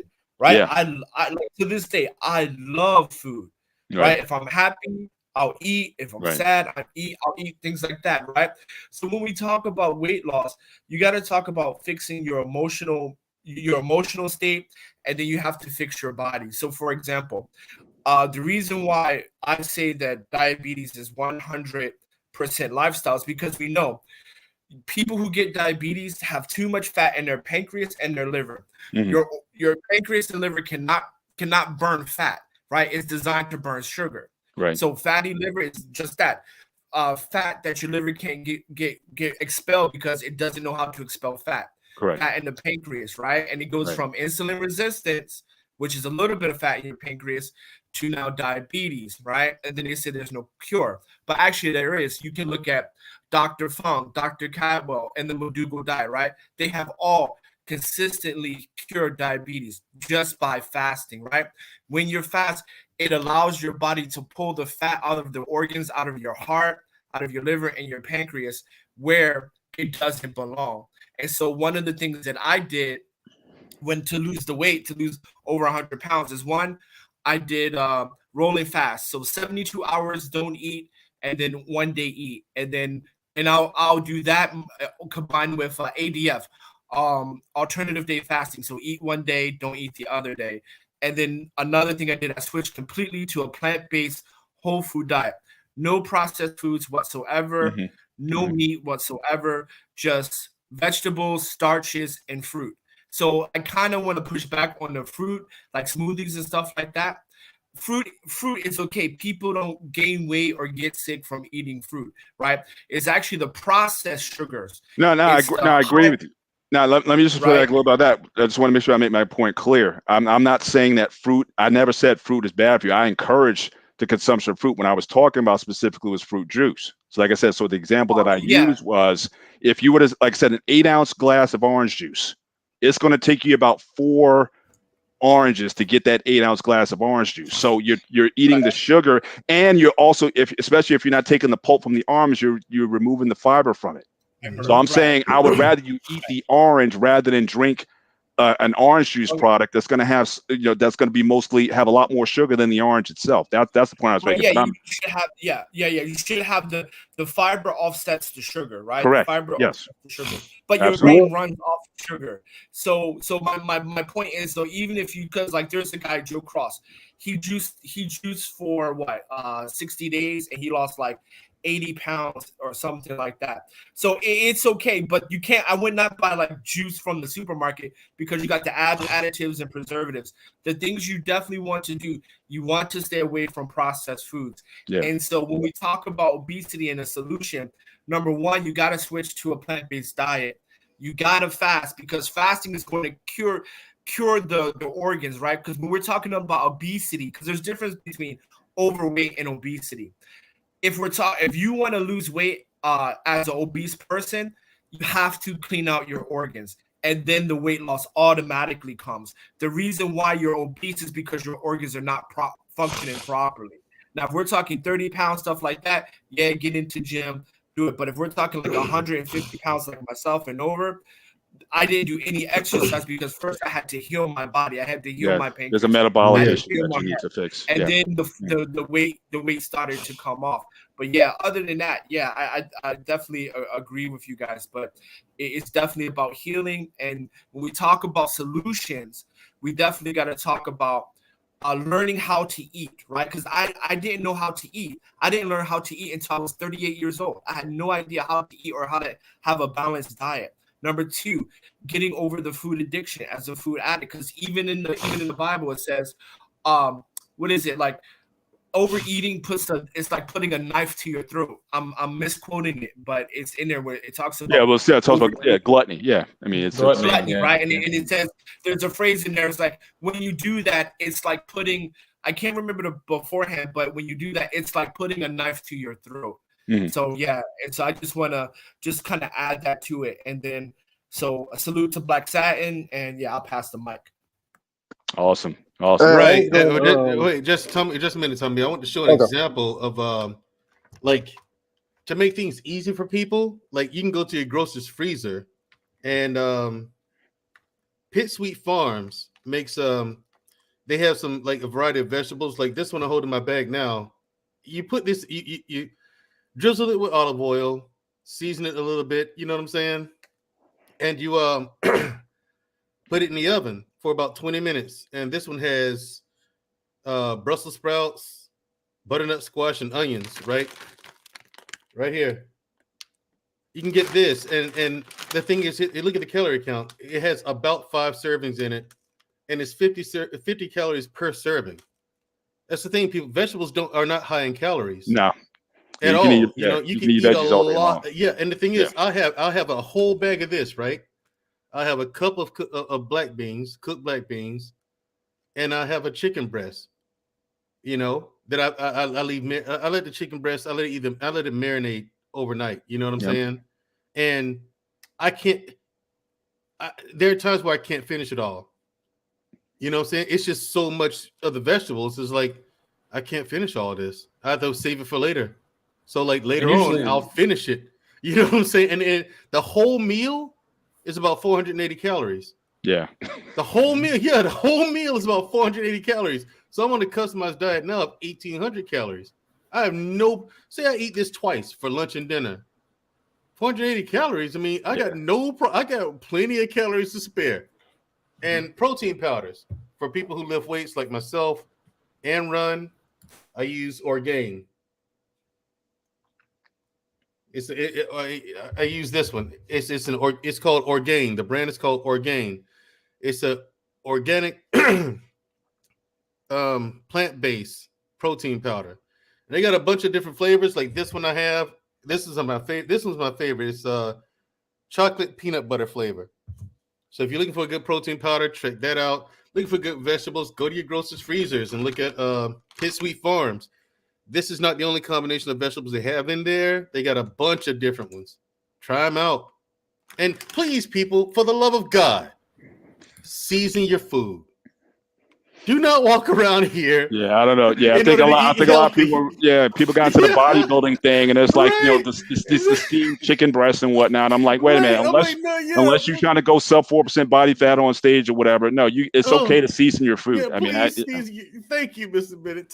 Mr. Bennett, tell him, please do not walk around here eating. That's watching too many of those bodybuilding videos, and the guys eating plain steamed chicken or fish or whatever, and no salt or what have you. So yeah, it's again, we're not living on those extremes, but there's so many ways. Even if you want to cut your sodium down, there's so many different herbs and spices that are out there that you can season your food with. Just being creative and to make things. Even marinades that don't have a lot of sugar in them. And again, I think saw a comment earlier about a lot of times a salad. By the time we put all the extra stuff in it, it's like the health composition of the salad isn't really a salad anymore. But I'm not opposed to some fast though. If you want to use like an olive oil, like I used to, more times than not, I'll make my own. So I'll take olive oil, I'll take avocado or extra virgin olive oil. I'll get some of that good seasons mix or whatever, and I'll put that on. But you need some fats in your diet. That's another thing. People always try to focus on the saying get rid of the fats, but again, that was another sleight of hand. When in the 80s, everybody started coming out with these fat-free foods, but when they took the fat out, they put extra sugars in those foods, and then those hidden calories that were in the foods. But you need fat. Fat maintains your cell integrity. You need fat in order to digest certain fat-soluble vitamins. And again, it just gives you that luster to your skin and your hair and your nails. Plus, also for men, fat is used to make testosterone. in men and estrogen in women. So again, you need a certain amount of fat in your diet. But again, we went to that fat-free phase that started in the 80s into the 90s, and now we're kind of coming back, and people saying, "Hey, fats aren't necessarily the boogeyman that they used to." But I think, but the sugar thing or the processed foods, I don't think that's changed. But again, so those are just other things that again for marketing purposes, so again, there's just a lot of miseducation when it comes to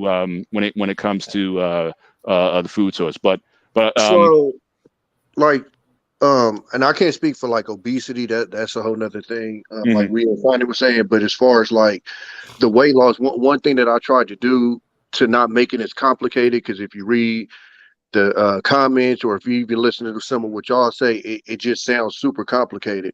One thing that I would do, what I did was I essentially looked at what I was eating before, and let's say I got that salad and I put that on there. Well, if I'm going to McDonald's 3 times a day, that one salad, even with all that stuff on there, is still healthier and it's less calories. Replacing like chips with like fruit. Like for me personally, I don't mind when I eat meats, for it to be baked. So I baked all of my food. I don't really like vegetables too much, so I found the one that I liked, and I just ate that one over and over again. But I tried to find stuff that I actually liked, because when you start eating some of this stuff that's tasteless, or these weird foods that people tell you to eat, it's healthy, but it's hard to stay on that because you don't like it. Because you don't like it. Correct. Yeah. Right. That's why I said. I want to ask something, if I could, real quick. So the thing about it is, Tommy's absolutely right. Like, one of the reasons why I was able to stick to this is called the McDougall diet, right? And people lost amazing amount of weight. I just kept it plant-based. Number 2, I just only ate foods that come in one ingredient. So if it was the orange, I was just about to say facts. You just stole my closing line. Thank you very much. You just stole it from me. Right. You just because, and then if you eat meat, there's something called the whole food diet. Whereas again, you eat it, but it's just one, like chicken, just one ingredient, and you grill it or you bake it. But you want to definitely stay away from oil, because it's those trans fats that's clogging your arteries. It's those complicated that's seed oil. Yeah, that's seed oil. And olive oil and avocado oil are fine. Olive oil, avocado oil. No, it's not. No oil. Actually, cooking with lard back in the day was actually healthier for your cardiovascular system. Yeah, lard and butter. Yeah. Yeah, oil is absolutely the worst thing, regardless. And so when we talk about fats, right, plant fat is going to be better than meat fat. So avocado fat, nut fat is going to be better for the body than say fat from meat, because when we look at our teeth, we know that we're herbivores, right? We look at our teeth, right? We're not designed to rip the flesh off of something, right? So that's why nuts, avocados, things like that, like plant-based fats, are going to be better for your body. And we also know that the brain runs off of sugar, right? So I just want to kind of agree with Tommy on that point. Just keep it simple, right? Because on a plant-based diet, you don't have to calorie count, right? Eat fruit when you're hungry. You don't have to do that. And if you want to lose weight faster, you do OMAD like Tommy, or you do what I did, rolling fast, 72-hour fast, 1 day eating, or ADF, alternative day fasting, right? Especially if you're obese, you gotta do fasting if you want to get healthy, because you need time for the body to eat the fat, right? Because dietary sugar is first, right? Your body will always go to sugar first because it's designed that way. It's not designed to eat fat. So when you eat fat, it stores it. So in order for you to eat the fat out of your arteries, you have to fast. And I would say that the one thing I would say about the storage again, but what binds the fat though is the sugars. Yeah, so you have to be mindful about that also. That's why it's called a triglyceride. Stuff like that. I was going to throw those type of sugars, not fruit sugars. I was going to throw one more thing in there, and I'll let everybody else go. Another thing that I noticed when I was fasting, because I actually started it when my son's mom was pregnant. You start noticing all the bullshit eating you do. So like she sent me to the fridge. Hey, could you go make this? And then next, in my head, I'm like thinking about making myself something. I'm like, I'm not even hungry. or you sit at home bored and you just get up to go, like you start noticing all of just the pointless bullshit eating you do. So that's one good thing about the fasting is I got to sit there, and then when my mind will wander off to try to go eat something, I could literally tell myself, well, you're not even hungry. What are you eating for? Right. Can I say something? Right. I was about to add. Wait, I was about to add something. I want to get to Primal Studies first. He's been he came in. He's been waiting. Hold your thoughts, people, if you will. Write your thoughts down if you have to, because I don't want you to lose your train of thought. But like I said, vegetables you can you can eat a lot of them. Like that bag, 250 calories. That whole bag. So it's hard to overeat when you're eating vegetables. And I eat meat too. I eat chicken breast or salmon with my meals, but Primal Studies. Yeah, appreciate it, man. Go ahead. I'll jump in. Yeah, I love the conversation. It's a great conversation. Just health and wellness, dietary, exercise information needs to get out there for everybody, right? And I saw Vaughn drop it in the chat. And if you don't already know how to read food labels, do a little Google search or connect with somebody that knows fitness and diet and exercise and get with them, because they can teach you a lot that you can learn in 5 minutes about how to read a proper food label. And you can get so much out of that, right? Another thing I would throw out there for the group is if you're struggling with some weight type stuff, there's plenty of apps out there where you can track what you eat. And for 1 week, track everything you eat. I bet you're eating more than you think you are if you're struggling with weight. All right. And just do it for 1 week. And I bet you can take that and you say, okay, cool. I want to cut off, 300 calories or 500 calories or something like that. And you make a new goal and you go from there. And then the last thing, and I'll keep it kind of concise here because I know we got a whole handle with people, but I think one of the hardest things is finding the reason for your motivation to be in shape, right? So are you an older gentleman? Do you have knee problems and you can't go walk around the golf course like you did once before because you got a bad knee? Well, is being 50 pounds overweight contributing to that? Probably so. Maybe that's your motivation to lose some weight and be in better shape. Maybe you have some health concerns. Maybe you want to go rock climbing. Whatever it is you want to do. My belt was cut into my stomach for the first time ever.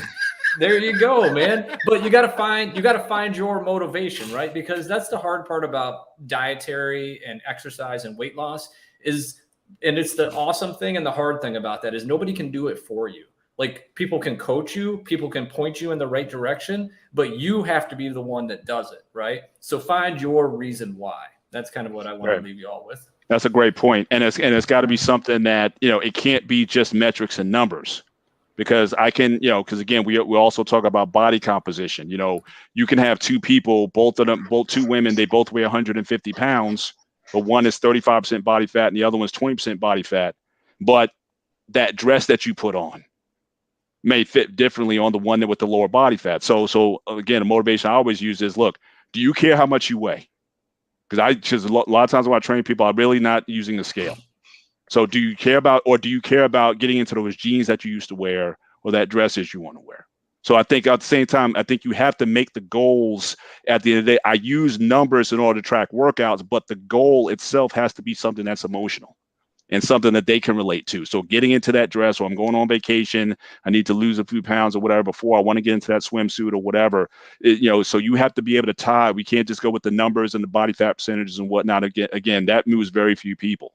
But it's about, again, how you can look at that mirror and you can see the improvements that you're making or you're seeing, and what effect that is not only having on your physical, but you're also your mental and emotional. I mean, one thing I love about training people is not just the physical barriers that they go into, but also the emotional ones, saying, hey, I've had people where they couldn't do one pull-up.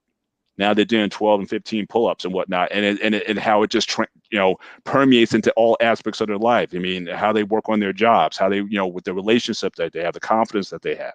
So I think tying these emotional goals to the equation, I think that also helps to motivate people as well. So that's a great point that you made, Primal. That we need to consider. These aren't just numbers, and we're not robots. Right. The only thing I want to add on top of that is agree with you. Like buying, like, if you want to fit in this dress, or you want to fit in this swimsuit, or whatever the case may be, things like that make it real for you. Mm-hmm. You know what I'm saying? It makes you real. Like, it's a realistic goal. Say you want to go 2 sizes down on some jeans or whatever. Buy a pair of jeans that's 2 sizes smaller than you and try to fit them on. You're like, okay, this isn't working. Try a workout routine, and people try a workout routine long enough for it to work. Okay, it's it's a big mistake that I see people make. They'll try a workout routine and they'll do it for a week. I'm like, oh, this isn't working. Well, it takes longer than that for you to lose 15, 20, some 30 pounds. Give it 3 months. Give your body 3 months to see the changes of consistency. Yeah. Of your eating and your workout regimen. All right, Marcus, you're next. What do you got for us? No, what's up, guys? How's everybody doing? Shout out to everybody. Well, good to hear. So, like for me, I used to be in sports. Anybody else here that has probably been an active athlete in life? I used to train people, especially in the military, Marine Corps. Doing stuff, hiking to Greco-Roman wrestling, kickboxing, basketball, eating healthy, like all these things that I learned along the way. I learned from people above me that were older than me, right? Veterans. So I learned from people that were personal trainers, learned from all the coaches, etc. Right? We all got to start from ground zero. One of the things I learned was the greener the vegetable, the more nutrients, antioxidants it has, right? The greener, the better the vegetable. That's something that helped me out so much in my life, learning from it. Obviously, portion control. You obviously learn to eat, like maybe hopefully you can find more protein-based, higher protein-based meats. Bison is one of them. Bison is a strong component of high protein. It's not the most, how do you say, it's very, very kind of chalky, but very kind of tough meat to eat. Mm-hmm. Right. It is, but it will pay off in the end, because most of the things that you want worthwhile in your life have come into as a struggle. Rome was not built in a day. You guys were talking about salads earlier. The main things that kill a salad are croutons, dressing, and the cheese. Those are the three things that kill a salad. You take away those three things, you can go to any fast food place, and you can take away the croutons, the dressing, and the cheese. I have had clients that have had best results sticking to what I taught them. I've also had stay away from pastas, especially the ones that stay away from soy, gluten, lactose. Yes. Stay away from all those stuff, because a lot of the soy carries estrogen in it. You get man titties, you get the man gut, goes to your hips, your butt, everything, literally. And your testosterone takes a hit as well. Testosterone takes a hit. You go in the morning, please, if you want to go and be active for 45 minutes, 40 minutes, an hour, and then power walk. You don't even have to run, just power walk. Put on a sweater, put on a hoodie, take your little water bottle if you want to, but power walk the heck out of it. The 100 reps isn't the goal. 100% of how much you push yourself is the goal. Yep. You got to push yourself 100%. Start off small, 5, 7, 8 pounds. If you can get it in 2 weeks, 3 weeks, whatever, you'd be surprised. Just take your time. If you cut weight so quickly, be careful, because in all these other combat sports that I used to be in, you cut weight so quickly. What do we do after? We eat. We go to the buffet. Yeah, it's the rebounds. 15, 20 pounds. That's one reason I'm cautious when we talk about either fasting or when we talk about this drastically calorically restrictive diets, because again, oftentimes what I'll see people make those losses, but then when the metabolism levels off, in other words, you get used to whatever that caloric level is. It doesn't take much then if you start eating again after, you lose that weight or whatever, and then that weight to rebound. And again, we also have to understand, what are we losing? So it's not just about the weight that you lose, but what are you losing? You can lose some muscle too in some of these diets, especially if you're not, if you're not adding protein to your diet. Muscle can also be lost, and then that's going to also lower your overall resting metabolic rate. So we have to be cautious of that as well when we're in this process of caloric restriction. Right. That's why, Marcus, in my diet, I include the chicken breast, boneless, skinless chicken breast, and or a piece of salmon. You know what I mean? And I eat black beans. So that's good. I love black beans. The vegetables, but it's a lot of, it's very protein rich. Okay. So but the thing about why plant-based is so fantastic, if you it's two things. Number one, you can eat as much as you want. Like I eat about 8 pounds of food per day, right? So you don't, with plant-based diet, you don't have to count calories, and you can eat as much as you want because of the calorie density, right? And then you're getting your protein from beans, you're getting your proteins from plant-based, you're getting your fats from avocados and nuts, right? But there, you can eat as much as you want. You can eat to satiety, and you don't have to count calories, and you can still have a high fasting metabolic rate And also, when you fast, it actually increases your human growth hormone, HGH, right? When you fast as well. So fasting, I'm not saying you should fast like I did, but you should incorporate some type of fasting in there, especially as a man, because it does boost your HGH. Right. I'm just saying, like you said, I'm not opposed to it either. I mean, it's certainly it's a tool in a toolbox. There's the way I look at it. It's a tool in a toolbox. But just like with anything else, just be careful with its use, because again, I've seen a lot of people who go into fasts, and again, when they come out, but again, if it's not, once they get off of it, or if it's not sustained, there's a rebound. You gotta turn away from what made you fat. So, and that's where the mental side comes in as well. And Mandrell, I'll say this, and then I'll pass the mic. And the reason why I said oil is bad for you, all oil, because oil ruins the nitric oxides in your blood vessels, right? And that causes stiff arteries, and that affects your sexual function as a man, right? So that's why you should cut out oil, because nitric oxides actually dilates and makes the blood vessels bigger, and that's what helps with your sexual function. Having too much oil, it fucks up your stroke game. And let me just finish these 2 points real quick, because then I'll pass the mic. I'll cut you off. Well, no, you guys are good, because you guys are all just passing out knowledge, real quick. Also, when you're reading the labels, like Primal was saying, because that's something that I was taught too from a young age. When you read the labels, right, and anything that ends with the OSE, like OSE, is a type of sugar, right, type of starch. Very unhealthy, because a lot of these ones now that are so manufactured, you watch documentaries as well, and also from your own experience of eating it. Anything with it, glucose, fructose, all that kind of stuff, right? Make sure it has none of that as well, or very low levels of it. You're going to have it in fruits and veg. I mean, they're going to right. So obviously, go for the natural sugars. Never go for the artificial sugars. And then last thing, for working out, right? You always want to shock your body, right? So you kind of do calisthenics, body weight, free weights, do some dumbbells. Never stay the same thing, because then your body will get accustomed to it. It'll get used to it. And then before you know it, you're not even sweating that much anymore. You're not even pushing yourself anymore. Your heart rate stays condensed. And then guess what else?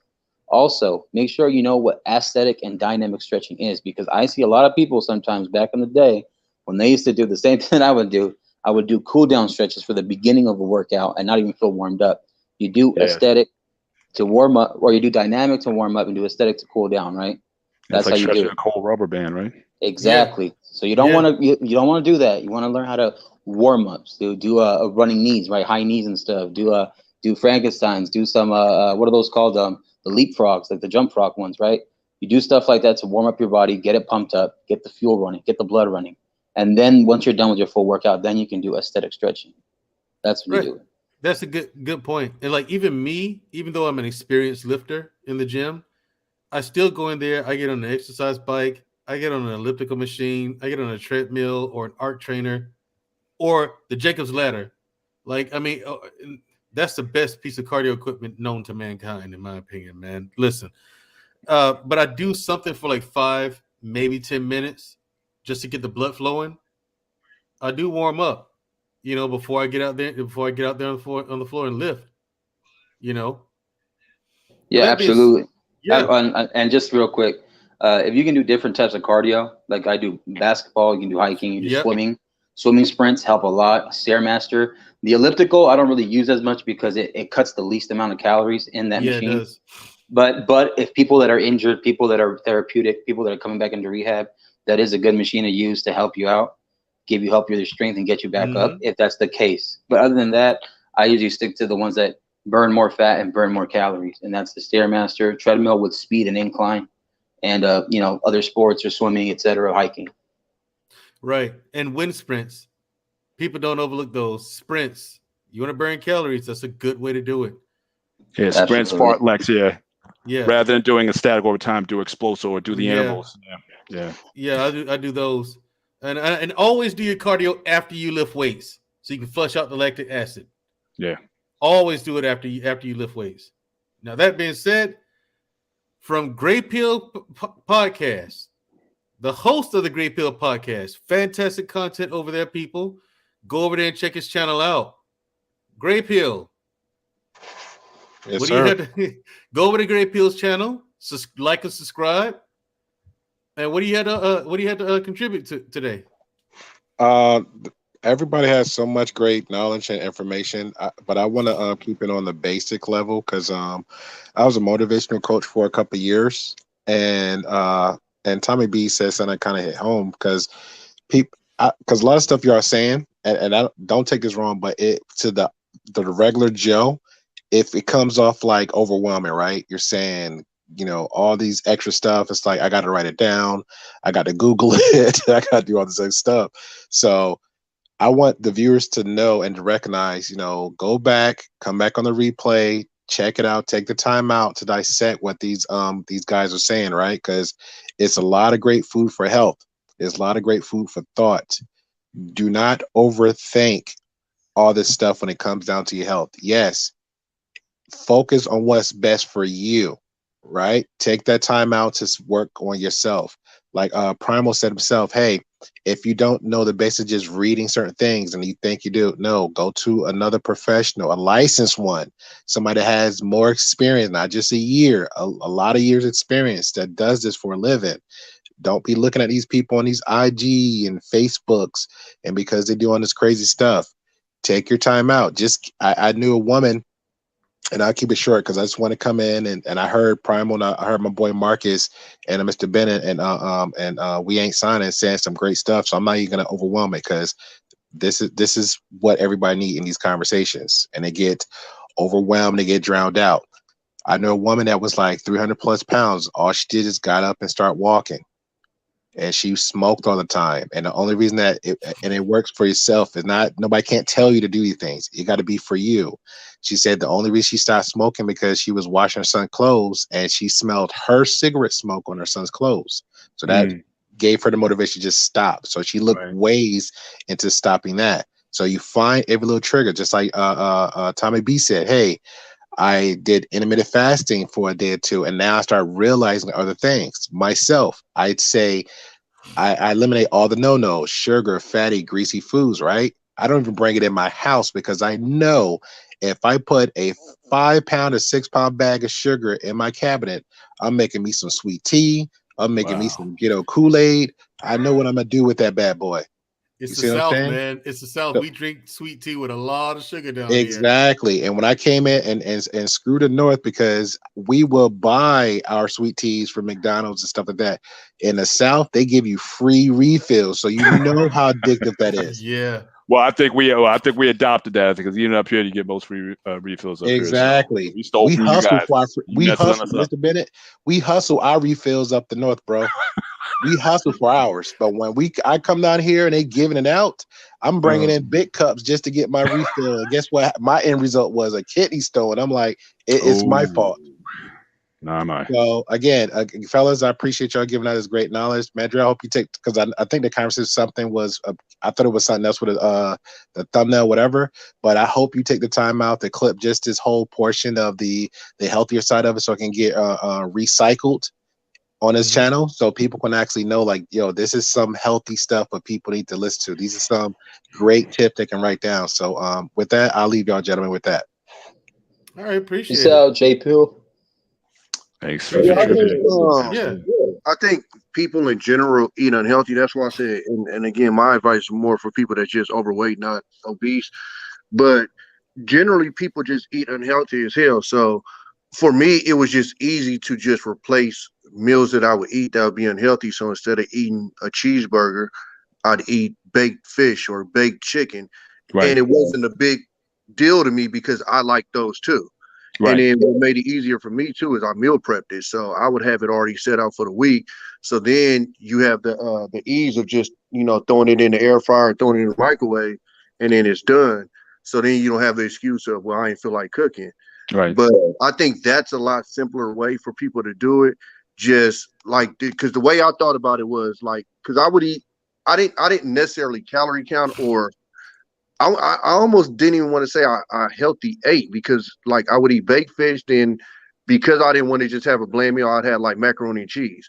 But in my head, I'm like, if I'm eating baked chicken, green beans, like brown rice, and then macaroni and cheese, well, okay, is that healthier than, this double cheeseburger and French fries? Hell yeah. So I'm good. So in my head, I'm already knocking off calories just by doing that off rip. And it's something that I enjoy eating anyway, so I'm not forcing myself to do it. And I think that's the biggest issue with a lot of people is a lot of this food and stuff that people gotta, transfer over to. The shit just ain't good, to be 100 with you. And just like exercise and anything else, if it's something that you naturally don't want to do, then eventually, unless you're disciplined, you're not going to do it. So when I did, my fasting and stuff, I wanted to do it to where I didn't feel like I had to force myself to do it. It was like, oh, okay, it's salmon and brown rice and green beans and say, I don't know, mac and cheese or something today. Okay, and then with some water. And then I don't even have to count that up. I already know from my regular diet, that's way better than that. Then on top of that, I'm not snacking in between meals. So now I'm losing calories off of that. Then on top of that, I'm not drinking sodas and juices. I'm drinking water. So that's knocking calories off the top of that. So it just kept it extremely simple. So I didn't even have to think extra hard about, oh, I need to go shop for this. Oh, I need to get this.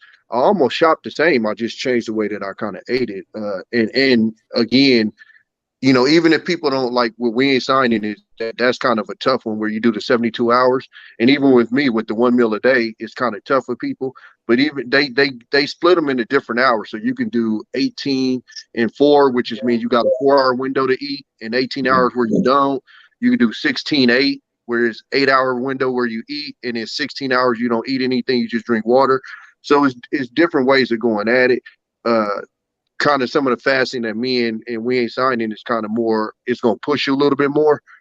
But and another thing too, let me do one more thing we ain't signing. People don't understand water is a filler. If you drink a lot of water, it takes that appetite away. So a lot of the time, because I'm a truck driver, when I'm driving and my stomach starts grumbling, I'll just hit the water and it'll go away. And again, that's 0 calories when in other times you would have been eating something. So go ahead, Wayne. Yeah, so I just want to say something. The reason why I did the 72-hour rolling fast is because I was pre-diabetic and I had high blood pressure. The doctor wanted to put me on medicine. That was to heal. That wasn't to lose weight. I kind of want to make that really, really clear.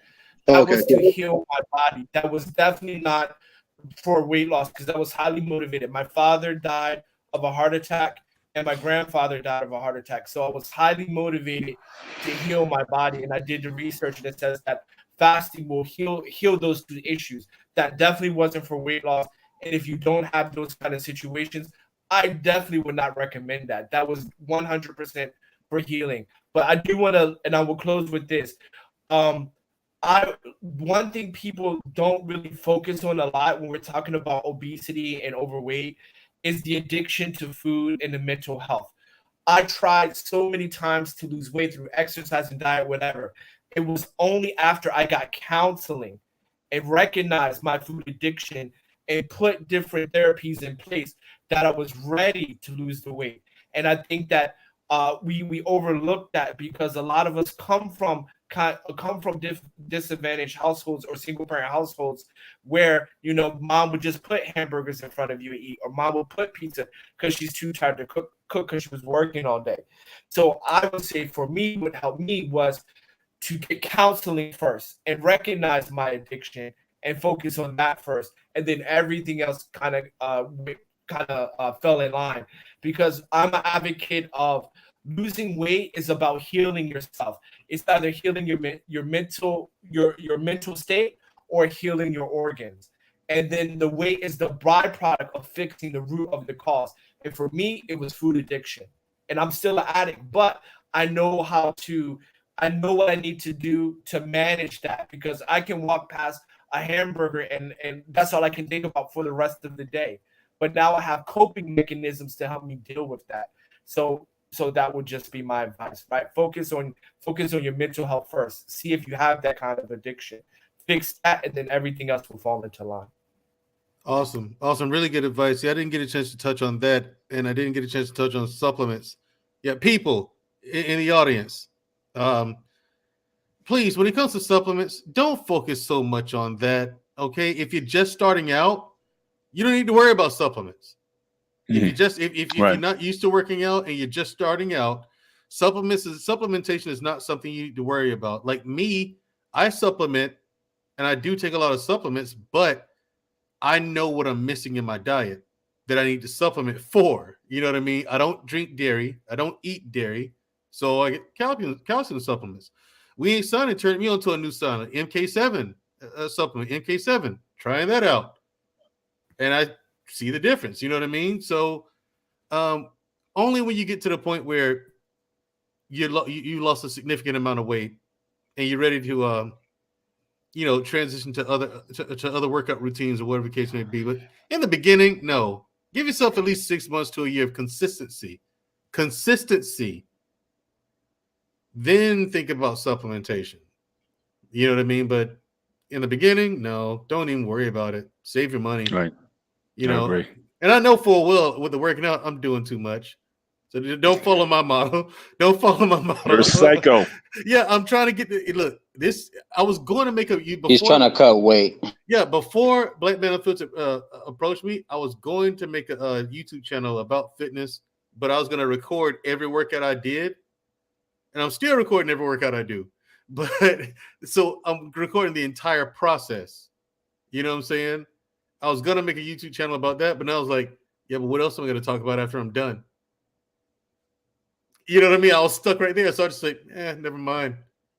I mean, I don't know. I'm keeping the footage. Maybe I'll do something with it now that I have a stage here on this platform. Maybe I'll do something with it in the future. I don't know. Maybe I'll never do anything with it, I guess. I don't know. But whatever.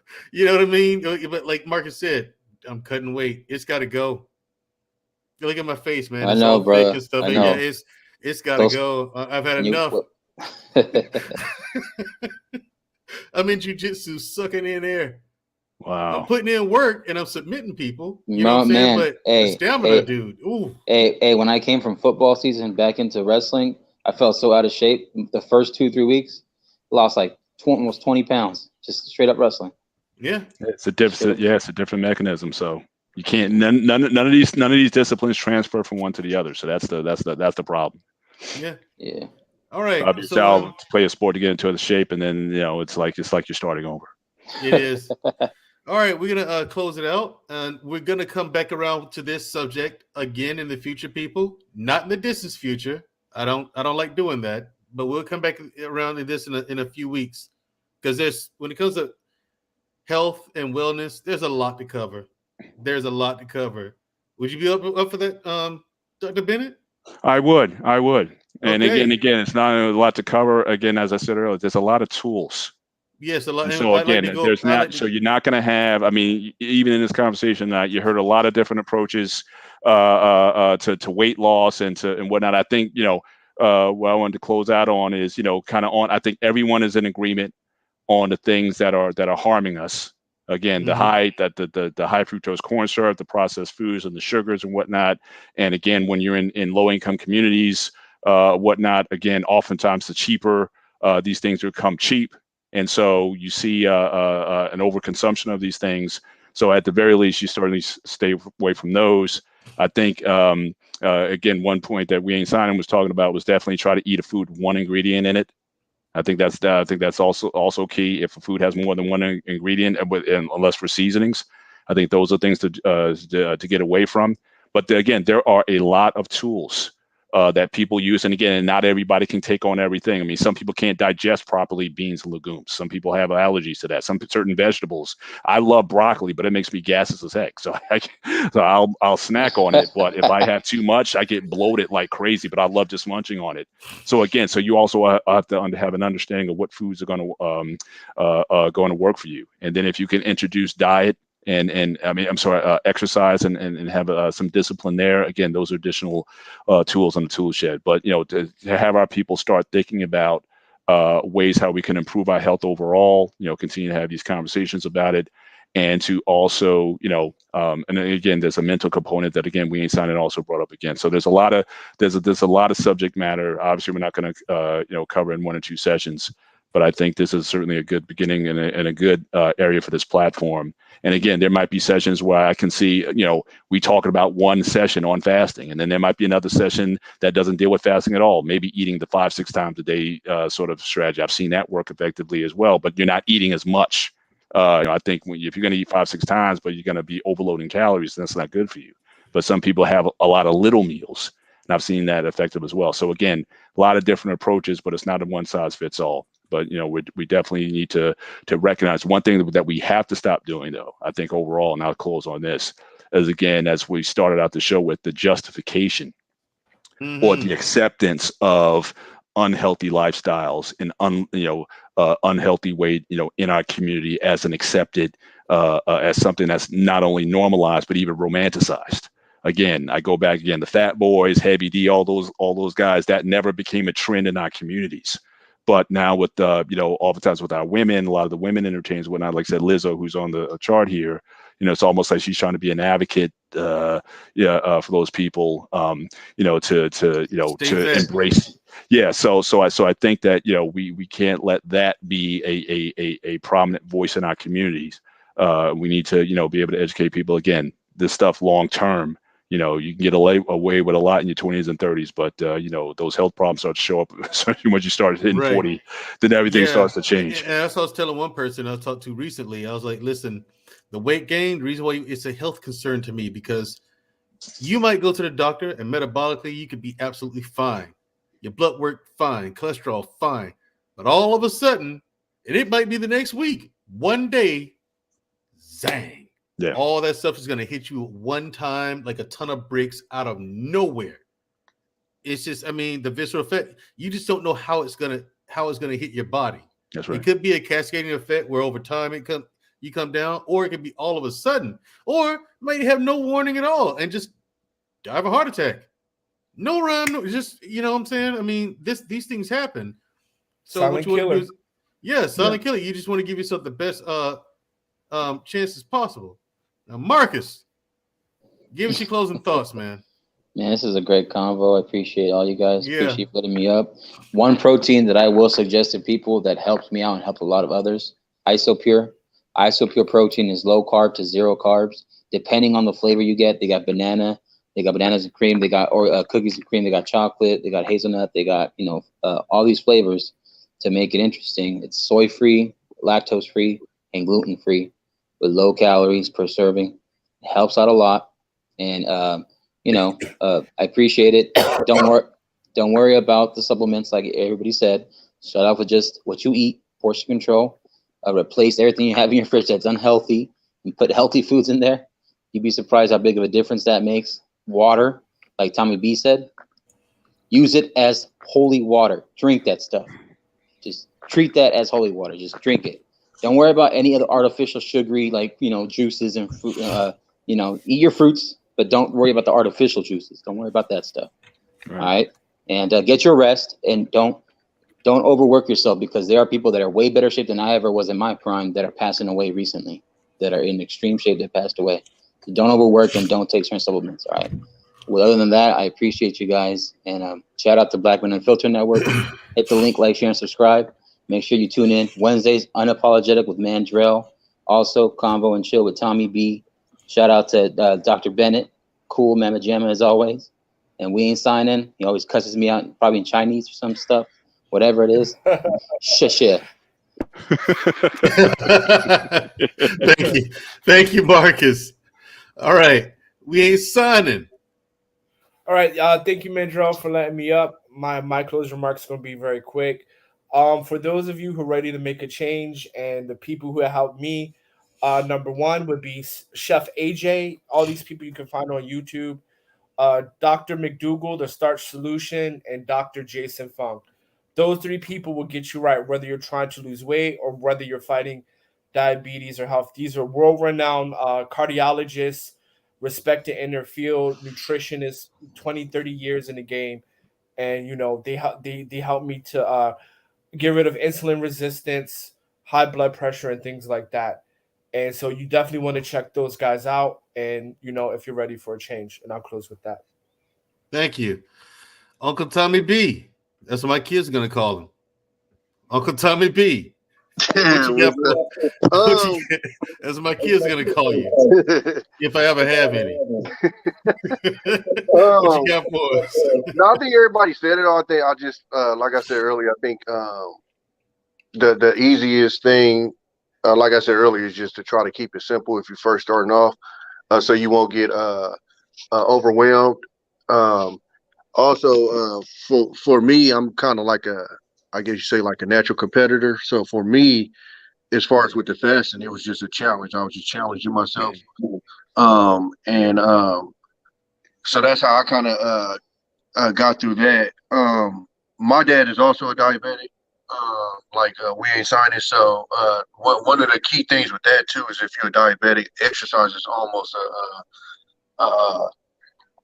a must do for you. My dad exercises regularly. He rides his bike and stuff, and his diabetes is almost untraceable. Yeah, so he so I know that for sure. Just living with somebody who's had to control it. I'm not sure if Wayne Saunders was type 2 or type 1. I think my dad just type 1, so he doesn't have the worst version of it. But outside of that, just I think it's a good conversation that we have because it's obvious issue, not just in our community, but just in the country in general. I think overall, I think we're actually getting healthier as a country, which is why your McDonald's and them are being forced to put healthier foods on their menus. And some of you might not even know, even the truck stops are being forced to put healthier foods in the truck stops for us because people are kind of demanding these healthier foods or whatever. So I think like a lot of stuff, we are making a lot of progress as far as the getting away from the bad habits that we had from back in the day. But yeah, that's all I had to say, man. Everybody have a good night. Thank you, all too. Right, thank you. Hey, no hate on the Raiders, man. All right, we good. just competitive contest. Listen, I've had a disdain for the Steelers for a long time. I like you though, Mr. Bennett, but them Steelers, man, I wasn't even born in the immaculate incompletion. All right, y'all have a good night. All right, yeah, you too, brother. You too. Take care. All right. All right. Well, Brother Mandrell, again, thanks for the invite. I really appreciate it. This is a first Thanks for me. Coming. To be a co-host and co-pilot with you tonight. I think everybody brought some great perspectives, and again, just a lot of different tools and areas to go through. And again, the last thing I want to do is, like I said, overwhelm people. But I think this was healthy, and I think I was glad to see so many people who have experienced themselves gone through and can have their own personal testimonies about how making changes in their lifestyle and their thinking and how they've been able to have these good outcomes. So I think having more platforms we can share the successes that we've had. I think that'll benefit a lot of people. Again, regardless of the direction, like I said, I went into the other direction. I'm 230 right now, and I carry it fairly well. But so some people want to gain weight out there. So you can't leave those guys out as well. And so again, hopefully this will be a beginning of a conversation that we can continue to have and encourage people to do something every day. Start small and do something every day that they can improve their overall health and outcomes. So, but again, I thank you for the opportunity that you gave me tonight. Really appreciate it. No, thank you for coming. I'd love to have you back again, especially once I do the part 2 and 3 and 4 of this. You know what I mean? Because it's too much to cover in one show. Oh, you totally. know what I mean? One episode is nowhere near enough. And again, I don't want to overwhelm people with knowledge because there's a lot to go on. That's why I made my diet simple. You know what I'm saying? Roasted vegetables, a cup of black beans that's been cooked, a piece of chicken breast or a piece of salmon. You know what I'm saying? That I put in the air. It's the salmon I put in the air fryer. And the chicken I put that on a skillet and stir it and fry it on high heat. You know what I'm saying? Absolutely. Make sure it's fried all the way through. No, I can't live without my George Foreman grill. I mean, so I'm saying, yeah. I mean, that's like a yeah, like I told people, season your food. Please, if you just give it a chance when you're eating healthy, season the healthy food. Do not walk around here with eating bland food. That is horrible. That is no. Don't do that. Absolutely. Don't do it to yourself. Because people think that, you know what I mean, all the time. I can't. No, you can't have that. But you can have this. You know what I'm saying? That's what it is. I mean, and don't models to follow. Not Lizzo. Women preaching fat acceptance. That is not the thing, man. It's not. Okay. So when you're first starting, take your time. Go walking for an hour. Do that for a month. And gyms, perfect. Do not go ever go to Planet Fitness. Okay? If you go to Planet Fitness, you're one of those. Okay? It's a waste of money, and that is a place that's designed to keep people fat. I know the $10 a month seems tempting. I know it is. It's only $10 a month. How do you beat that? Go to an actual gym. Like, if you're looking for a big box gym, go to a LA Fitness or a Crunch Fitness or something. Never, ever go to Planet Fitness. Again, it is designed to keep people fat. All right. And my final thought, Mr. Bennett. Yes, sir. I told you Spinks would win. You all did. Right. That's our episode for tonight, everybody. Have a good one. Peace. Wait, one more last thing. Join us next week. I have a very special episode. Black people in Hollywood and show business. I'm having an extremely special guest next week. Got someone who's been on the inside, built themselves up from the ground up to Hollywood, right? She's going to give us the inside track of what goes on behind the scenes and how hard it is, and just how few people actually make it in Hollywood. And a lot of things that people think might be true, the conspiracy theories, some of that's true. Some of that's true, people. And we'll get into it next week. And like I said, told you Speaks would win. Good night, everybody. Good night.